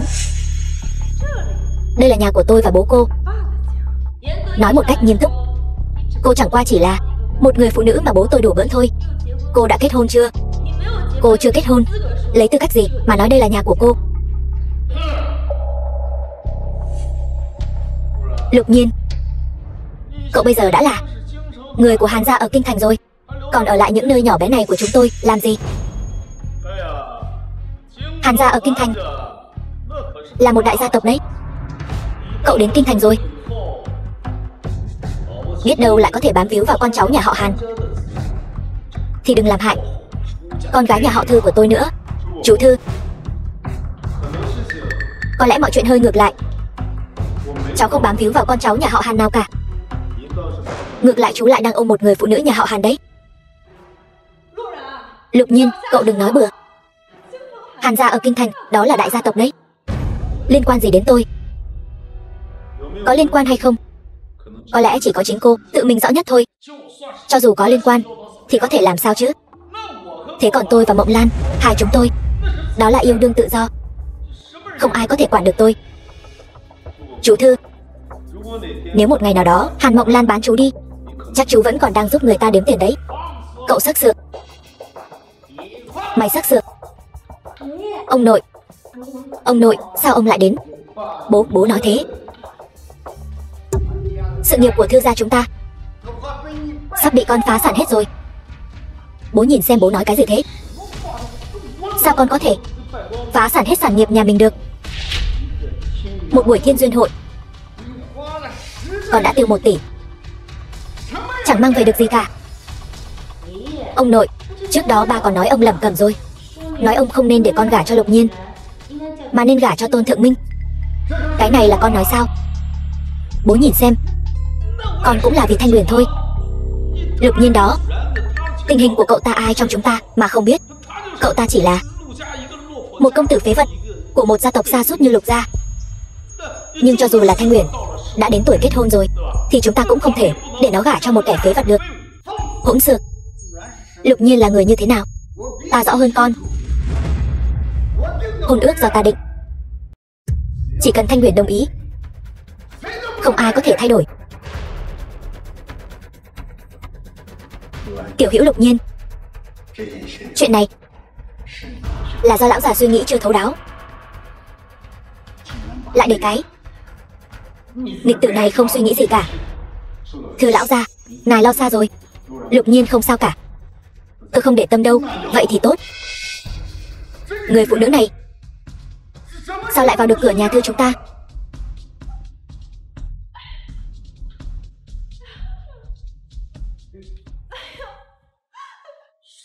Thưa lão gia, con và con trai ngài là thật lòng yêu nhau. Con một mình không nơi nương tựa. Nếu không có Đức Toàn, con không biết những ngày sau này phải sống thế nào đây. Chuyện quá khứ của cô tưởng tôi không biết sao? Nếu không có Thư Đức Toàn thì sẽ có Lý Đức Toàn, Vương Đức Toàn, Trương Đức Toàn. Tôi nói đúng không? Bố, con và Mộng Lan chúng con thật ra... Cầm miệng. Ta không cần biết con có lý do gì. Nếu con muốn ở cùng người phụ nữ này cũng được, nhưng con phải ra đi tay trắng. Cút ra khỏi Thư gia. Bố nhìn xem, sao con có thể với người phụ nữ này được, đúng không? Con với cô ta chỉ là chơi bời thôi. Thư Đức Toàn, ta tự hỏi bấy lâu nay, ta đã đối xử với anh không hổ thẹn với lương tâm. Bây giờ anh lại nói ra những lời như vậy. Được rồi, Hàn Mộng Lan, cô cũng đừng giả vờ nữa. Cô rốt cuộc là người như thế nào? Trong lòng chúng tôi đều rõ cả. Lục Nhiên, chuyện giữa hai chúng ta đã qua lâu như vậy rồi. Rốt cuộc tôi có thù hận sâu sắc gì với cậu mà cậu cứ phải bám lấy tôi không tha? Hàn Mộng Lan, chuyện giữa hai chúng ta sớm đã giải quyết xong rồi. Tôi cũng không muốn nhắc lại. Cô bây giờ lập tức rời khỏi đây, đi tìm kẻ ngốc tiếp theo của cô đi.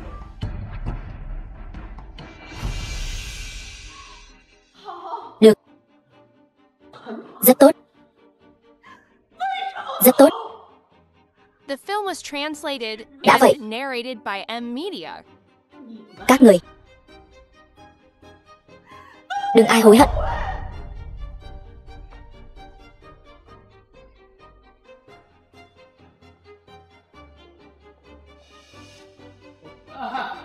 Bố, bố uống trà gì?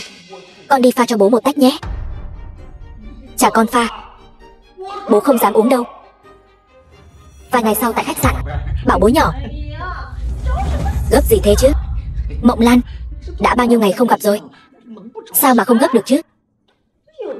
Có vài chuyện không giải quyết thì chúng ta chỉ có thể lén lút gặp nhau thôi. Chỉ khi giải quyết được những vấn đề đó, chúng ta mới có thể quang minh chính đại gặp nhau chứ. Có vài chuyện. Chuyện gì thế? Anh còn chưa hiểu sao? Chính là bố anh đấy. Nếu không giải quyết bố anh, hai chúng ta sẽ không bao giờ có ngày yên ổn. Không. Giải quyết bố anh. Nếu anh không muốn thì thôi vậy. Chuyện này em phải cho anh suy nghĩ đã. Đáng ghét.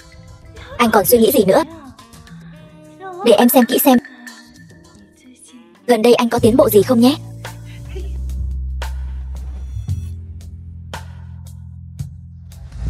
Lục Nhiên, nhà họ Lục ở Kim Châu, hôm nay đến nhà họ Hàn báo danh. Anh la hét gì thế? Nhà họ Lục ở Kim Châu, thế mà anh cũng dám nói ra miệng. Ở cửa nhà họ Hàn chúng tôi, tất cả các gia tộc ở Kim Châu đều như cún vậy, không xứng báo danh hiệu. Hiểu không? Nếu đoán không sai, anh hẳn là người của nhà họ Hàn nhỉ? Nếu đúng vậy thì làm phiền anh dẫn tôi đi gặp gia chủ của anh, gặp gia chủ của chúng tôi. Chỉ anh thôi sao? Nói xem nào, anh làm gì?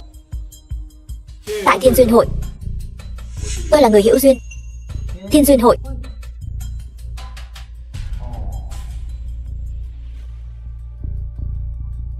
Vậy thì mời anh đi theo tôi.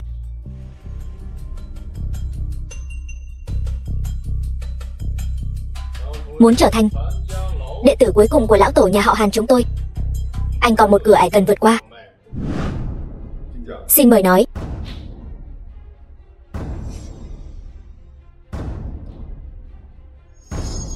Tôi biết anh có chút bản lĩnh.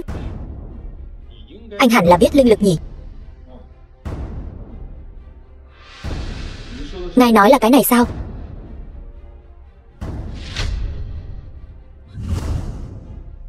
Chút linh lực này cũng muốn trở thành đệ tử cuối cùng của lão tổ nhà họ Hàn chúng tôi. Cũng không biết Liễu Diệp làm ăn kiểu gì lại chọn anh lên. Xuân Sinh, giao cho con một nhiệm vụ. Vốn dĩ tháng sau lão tổ sẽ tổ chức lễ nhập quan cho con. Đến lúc đó con có thể trở thành đệ tử cuối cùng của lão tổ. Vâng. Có vấn đề gì sao? Vốn dĩ không có vấn đề gì. Nhưng bây giờ tiểu hữu Lục Nhiên đây đã đến rồi.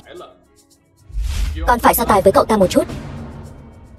So với cậu ta, con không có hứng thú đó. Cậu ta quá yếu. Yếu hay không thì phải so tài rồi mới biết được chứ. Được. Nếu cái đồ phế vật đến từ Kim Châu muốn so tài, vậy tôi nói trước với anh nhé. Đến lúc đó tôi sẽ khiến cậu thua tâm phục khẩu phục.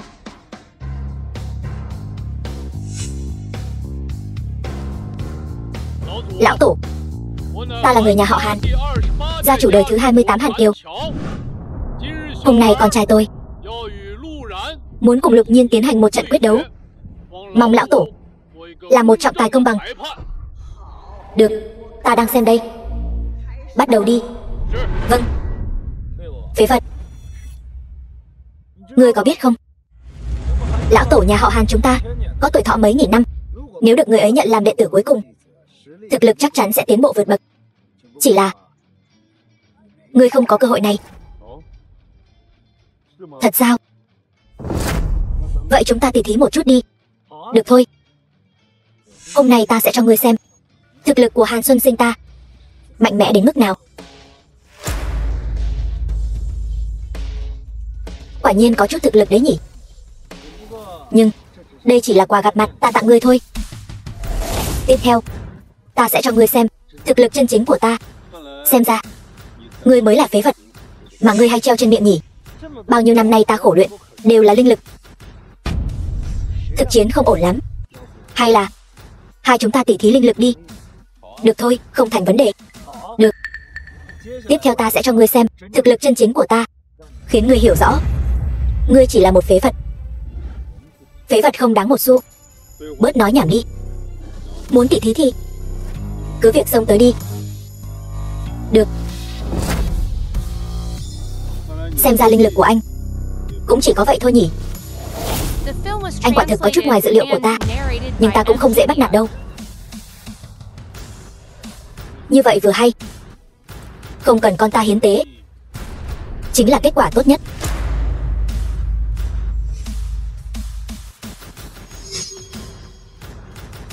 Được, tiểu tử nhà họ Lục, nửa tháng sau ta sẽ cho người sắp xếp. Đến lúc đó cậu có thể vào động môn này làm đệ tử cuối cùng của ta. Được.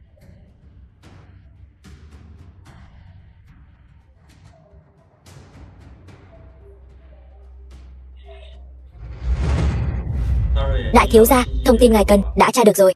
Nói đi. Ảnh đã gửi đến điện thoại của ngài rồi.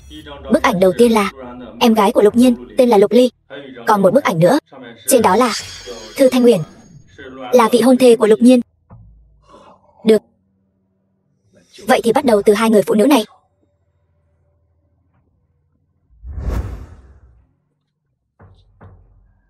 Lục Nhiên, anh đã dám cướp cơ hội thành đệ tử của lão tổ tông của ta. Vậy ta sẽ khiến em gái và vị hôn thê của anh đều phải quỳ rạp dưới chân ta.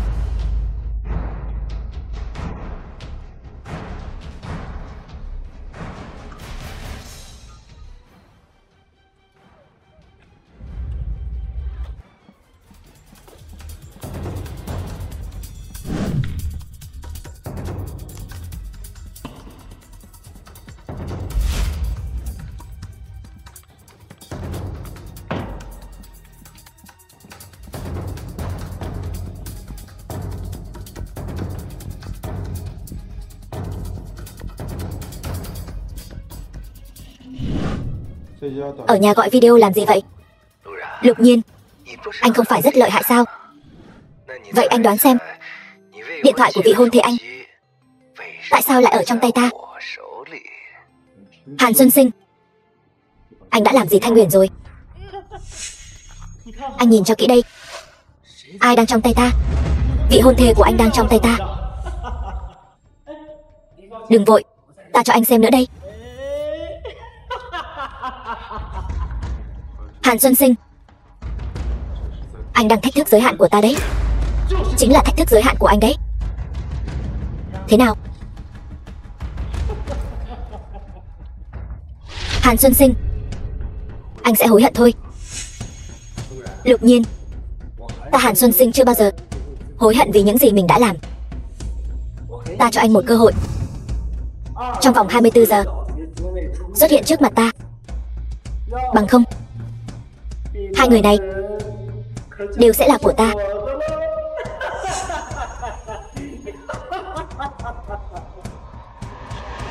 Chán sống.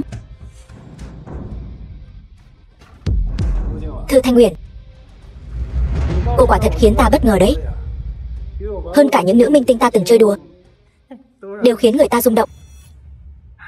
Nhưng cô yên tâm, bây giờ ta sẽ không động vào cô. Sau 24 giờ, cô sẽ là nữ nhân của ta rồi.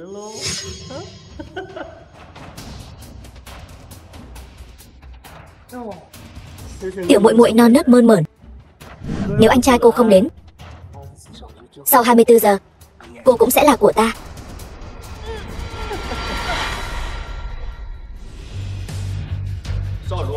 Thiếu chủ đã chuẩn bị xong rồi. Được. Võ lực của thằng nhóc đó cao hơn ta, nhưng thứ nhà họ Hàn chúng ta không thiếu nhất chính là cao thủ và kẻ biến thái.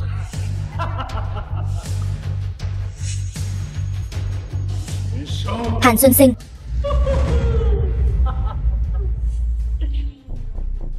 Lục Nhiên, ta không ngờ đấy, anh lại nhanh như vậy đã đến nộp mạng rồi.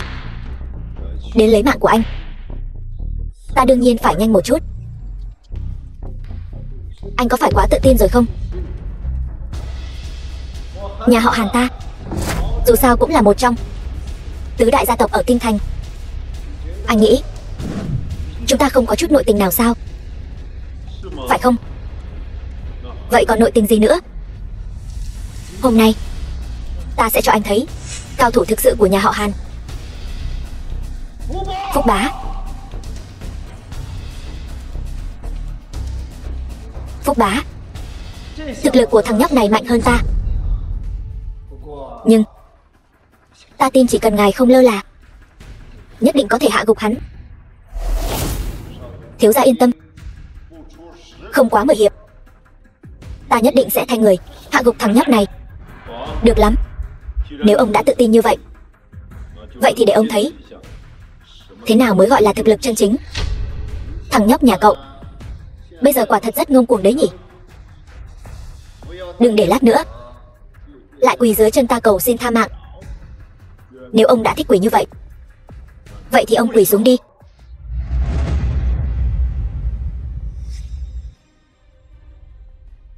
Thằng nhóc, năng lực linh áp của cậu sao lại mạnh mẽ đến vậy? Phúc Bá, ngài sao vậy? Thiếu gia, ngài mau đi đi. Năng lực của thằng nhóc này còn mạnh hơn ta tưởng tượng. Phải đấy, nếu bây giờ ngươi còn không đi, lát nữa có lẽ sẽ không đi được nữa đâu. Các ngươi cùng ta lên lấy mạng hắn cho ta. Lên đi. Các ngươi nếu ai không lên, cứ để bố tôi nhốt các người lại.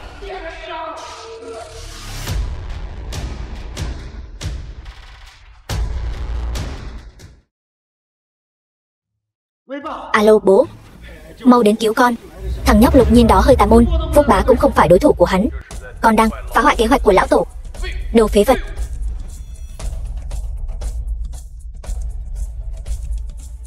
Cô là vị hôn thê của hắn, nhất định là quan trọng nhất.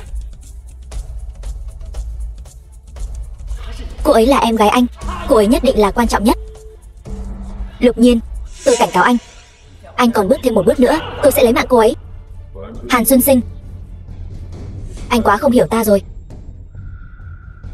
Nếu như anh không động đến người bên cạnh ta, ta còn có khả năng tha cho anh một con đường sống. Nhưng bây giờ anh đã đi vào ngõ cụt rồi. Được lắm. Nếu ta mất mạng, ta sẽ kéo cô ấy cùng chầu trời theo. Được lắm. Vậy anh thử xem, là dao của anh nhanh hay ta nhanh? Lục Nhiên, anh đã cướp đi cơ hội vào động lão tổ của ta. Bây giờ ta không so đo nữa. Nếu anh bây giờ thả ta, không gây phiền phức cho ta, ta sẽ thả bọn họ. Muộn rồi.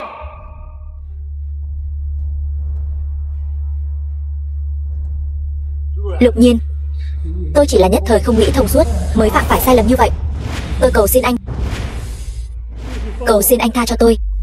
Nếu ta không đồng ý với anh thì sao? Tôi cầu xin anh đấy. Lục đại gia, Lục gia gia, Hàn gia chỉ có mình tôi là độc đinh. Nếu anh lấy mạng tôi, bố tôi sẽ không tha cho anh đâu. Sắp là người một nhà rồi. Đâu cần phải như vậy chứ. Nếu bố anh gây phiền phức cho ta, ta sẽ để bố anh cũng cùng biến mất. Hàn gia chúng tôi dù sao cũng là một trong tứ đại gia tộc ở kinh thành. Chẳng lẽ anh thật sự không sợ sao? Trong mắt ta, tứ đại gia tộc ở kinh thành cũng chỉ như lũ kiến hôi, căn bản không đáng nhắc tới. Vậy tại sao anh lại thông qua Thiên Duyên Hội để vào Hàn gia? Đó là chuyện của riêng ta, không cần anh phải bận tâm thay ta. Nếu các anh còn muốn sống sót thì mau cởi trói cho em gái ta và vị hôn thê của ta.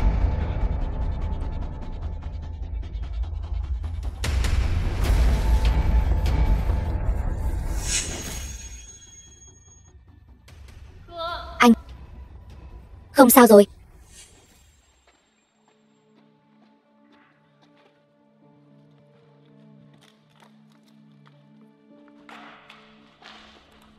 Nói đi, anh muốn mất mạng thế nào? Lục Nhiên, anh nhất định phải ép tôi mất mạng sao? Chúng ta ngay cả một chút đường thương lượng cũng không còn sao? Ta đã nói rồi, dám động đến người bên cạnh ta, nhất định phải mất mạng. Lục Nhiên, khoan đã. Bố đến rồi. Bố tôi đến rồi. Anh không lấy mạng được nữa rồi. Con trai.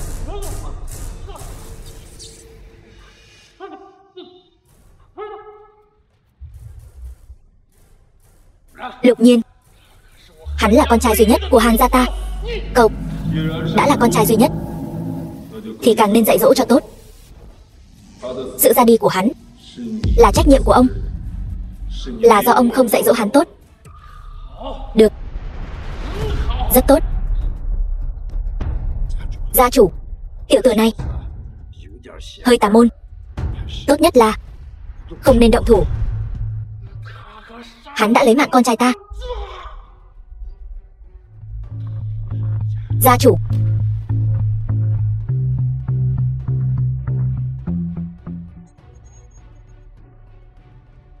Lục Nhiên, cậu là người được gia chủ Hàn gia ta chọn. Ta tạm thời sẽ không động đến cậu, chờ đến ngày cậu từ trong động của gia chủ Hàn gia ta đi ra, ta sẽ tính sổ với cậu. Được, vậy thì ta sẽ để ông ở trên đời này sống thêm vài ngày nữa vậy. Chúng ta đi.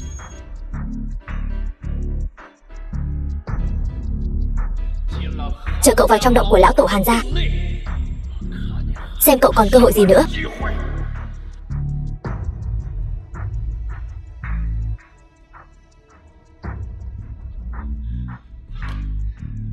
Lão tổ, người nhất định phải lấy mạng Lục Nhiên giúp con. Không lấy mạng Lục Nhiên, khó giải mối hận trong lòng con. Hàn gia lão tổ chỉ là một kẻ phế vật bị bỏ rơi mà thôi. Cho dù Hàn gia chỉ còn lại một mình ta cũng không sao. Lão tổ, Hàn Mộng Lan đã giúp ta lấy được nguồn bí cảnh từ Thư gia. Lão già nhà Thư gia đó bây giờ đã nằm trong tầm kiểm soát của ta. Tiếp theo, phải đưa Lục Nhiên đến chỗ ta. Nhiệm vụ của ngươi coi như đã hoàn thành. Lão Tổ, nhưng Lục Nhiên, yên tâm. Đã muốn lấy linh chi nguyên của hắn nhất định sẽ mất mạng trong tay ta. Được. Thanh Uyển, chuyện này thật sự không trách bố được đâu. Bố cũng không biết Hàn Mộng Lan rốt cuộc cô ta nghĩ gì. Cái này bố thật sự không ngờ tới. Con xem cô ta. Bố, những năm nay ông nội quá nuông chiều bố rồi. Không ngờ bố lại vì một người phụ nữ mà hại ông ấy. Thôi đi, bây giờ nói những thứ này đã vô ích rồi. Con thấy bây giờ vẫn nên nghĩ cách nhanh chóng cứu ông Thư đi. Cứu? Ý anh là ông nội em, ông ấy vẫn còn sống. Mặc dù anh không biết mục đích cuối cùng của Hàn Mộng Lan là gì, nhưng cũng đoán được 89 phần 10. Cái gì? Nếu anh đoán không sai, ông Thư bây giờ bị Hàn Mộng Lan bắt cóc đến Hàn gia ở Kinh Thành. Kinh Thành, Hàn gia. Bọn họ vậy mà còn dám. Đừng quên, Hàn gia vẫn còn một lão quái vật chưa từng ra tay.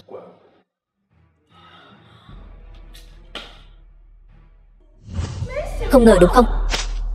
Ông cuối cùng vẫn rơi vào tay ta. Hàn Mộng Lan. Hàn Mộng Lan, ta khuyên cô nên dừng tay kịp thời. Chọc giận Lục Nhiên tuyệt đối không phải là lựa chọn. Lục Nhiên, chỉ hắn thôi. Hắn trong mắt ta ấy chẳng qua chỉ là một kẻ phế vật từ đầu đến cuối mà thôi. Chỉ còn 1 giờ nữa hắn sẽ bước vào mật thất của lão tổ Hàn gia ta. Ta muốn ông tận mắt nhìn thấy hắn mất mạng như thế nào. Lão tổ, lão tổ Hàn gia vẫn còn sống sao? Nhiều lời.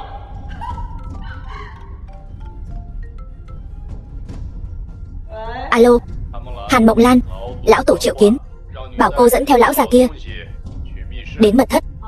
Được. Dẫn hắn đi cho ta.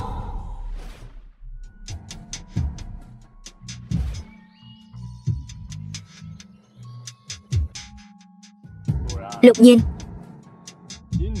hôm nay chính là ngày cậu tiến vào động bái lão tổ Hàn gia ta làm sư phụ học nghệ. Bây giờ cậu có thể vào rồi. Được.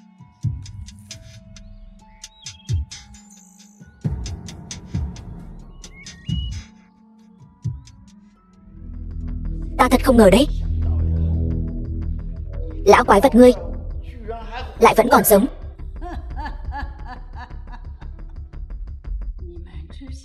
Bọn người Lũ Kiến Hôi đương nhiên không thể biết rõ. Đây là trái ý trời, trái tự nhiên. Ngươi sẽ bị trời phạt.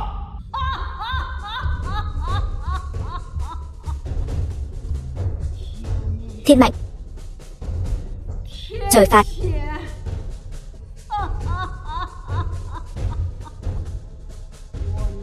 Ta có thể sống đến hôm nay, ngươi không nghĩ là trời yêu ái ta sao? Hôm nay chính là ngày mất mạng của ngươi. Ông sắp mất mạng đến nơi rồi, còn dám cản rỡ. Kẻ sắp mất mạng đến nơi e rằng là các ngươi mới đúng. Ông Thư lão, Thư lão, ngài sao rồi? Tiểu hữu Lục Nhiên, ta không sao. Chỉ là lão quái vật này sống quá lâu rồi, cậu phải cẩn thận đấy. Thư lão ngài yên tâm. Lục Nhiên, ai cho cậu dũng khí mà có thể nói ra lời này? Hàn Mộng Lan, quả nhiên ta đoán không sai. Cô quả thật là người của Hàn gia Kinh Thành. Sao? Sợ rồi? Ta nói cho cậu biết nhé, đã muộn rồi. Từ khoảnh khắc cậu bước vào mật thất này, vận mệnh của cậu đã được định sẵn rồi. Cậu bây giờ chỉ có một con đường, đó chính là mất mạng. Hàn Mộng Lan, lần nào cô cũng vậy. Lần nào cô cũng nghĩ mình thắng rồi. Nhưng có lần nào cô thắng được chứ? Lục Nhiên, hôm nay chính là ngày mất mạng của cậu. Lão Tổ, mau báo thù cho con trai con đi.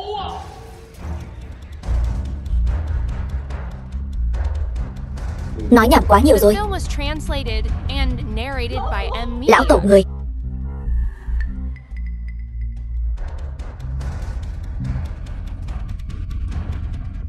Hàn Mộng Lan, cô chắc hẳn rất ngạc nhiên.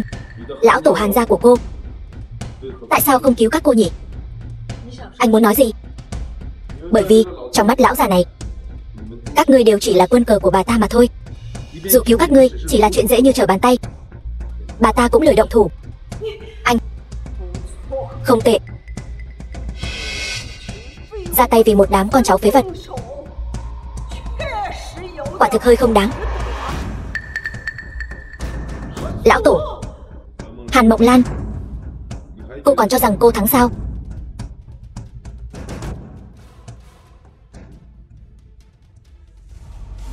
Lục Nhiên, thật ra từ mọi phương diện mà nói, cậu là một thiên tài. Thậm chí ta còn có chút tiếc tài, không muốn lấy mạng cậu. Bà nói như vậy, bà nghĩ ta sẽ tin sao? Ta có cần thiết lừa cậu sao? Hoặc là nói cậu đáng để ta phải lừa sao? Nói như vậy cũng đúng. Lục Nhiên, nếu không phải trên người cậu có thứ ta nhất định phải dùng, ta thật sự không nỡ lấy mạng cậu. Nhưng mà đây cũng là mệnh của cậu. Đã như vậy, vậy chúng ta thử xem rốt cuộc là ai lấy mạng ai.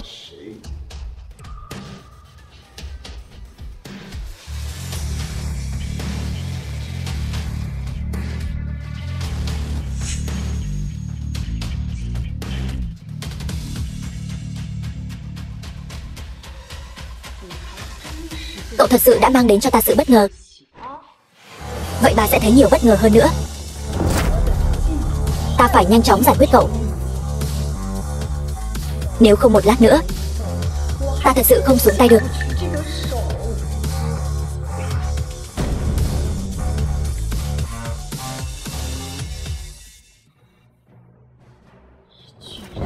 Cậu vậy mà có thể thôi động linh chi nguyên. Sao có thể như vậy? Ta tu luyện ngàn năm mới có thể lĩnh ngộ thôi động linh chi nguyên. Cậu tuổi còn trẻ, cái này sao có thể chứ? Linh chi nguyên mà bà nghĩ là một loại linh lực, nhưng điều bà không biết là ta chính là linh nguyên chi thể. Hay nói cách khác, ta chính là linh chi nguyên. Linh chi nguyên chính là ta. Cho nên để thôi động linh chi nguyên cũng giống như ta nhấc tay nhấc chân vậy thôi. Thế gian này lại có sự tồn tại của linh nguyên chi thể. Cái này thật không thể tin nổi. Thế nào? Bây giờ bà còn cho rằng bà có thể lấy được mạng ta sao? Cho dù cậu là linh nguyên chi thể thì có thể làm gì? Cho dù cậu có thể thôi động linh chi nguyên thì có thể làm gì chứ? Ta tu luyện ngàn năm còn không bằng một thằng nhóc danh như cậu. Ta đã nói rồi, ta chính là linh chi nguyên. Linh chi nguyên chính là ta. Bà có thể hấp thụ linh lực từ ta, ta tự nhiên cũng có thể thu linh lực về. Cái này không thể nào. Cái này không thể nào. Sở dĩ bà có thể sống lâu như vậy hoàn toàn dựa vào sự chống đỡ của linh lực. Bây giờ ta cắt đứt linh lực bà hấp thụ, bà không sống nổi đâu. Không thể nào. Cậu chẳng qua chỉ là vừa mới nhập đạo, một thằng nhóc danh. Sao có thể như vậy chứ? Bà không cần dãy dụa nữa. Chính bà cũng rõ bà không sống nổi.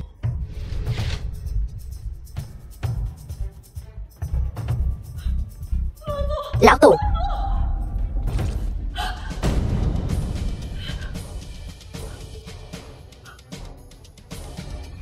Hàn Mộng Lan, lần này cô lại thua rồi. Hơn nữa thua rất triệt để. Không, Hàn Mộng Lan, trước đây cô chỉ là lẳng lơ, nhưng bây giờ ta không còn lý do gì để giữ cô lại nữa. Lục Nhiên, cậu muốn làm gì? Đương nhiên là muốn cô mất mạng. Lục Nhiên, nhìn vào tình nghĩa chúng ta từng yêu nhau, ta cầu xin anh tha cho ta đi.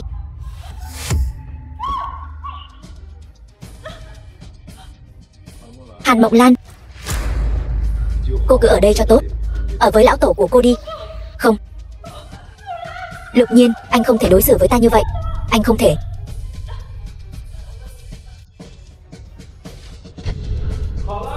Được rồi, ông nội, món cuối cùng xong rồi.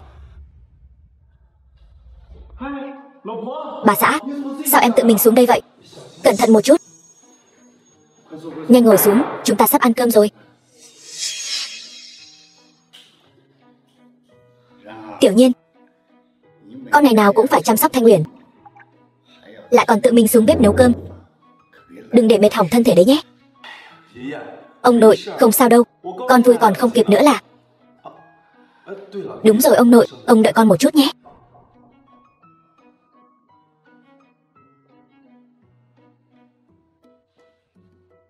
Ông nội, cái này là sư phụ bảo con mang đến cho ông. Hơn nữa, ông ấy còn nói với con, nhất định phải để ông nhận lấy. Cái lão già khốn kiếp này lại đang âm mưu gì đây?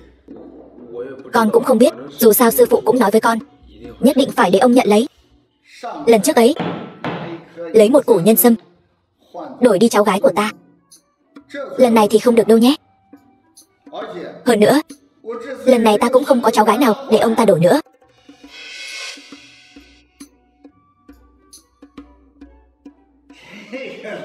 Cái lão già khốn kiếp này lại đang âm mưu gì đó. Thế thì ông nội, củ sâm này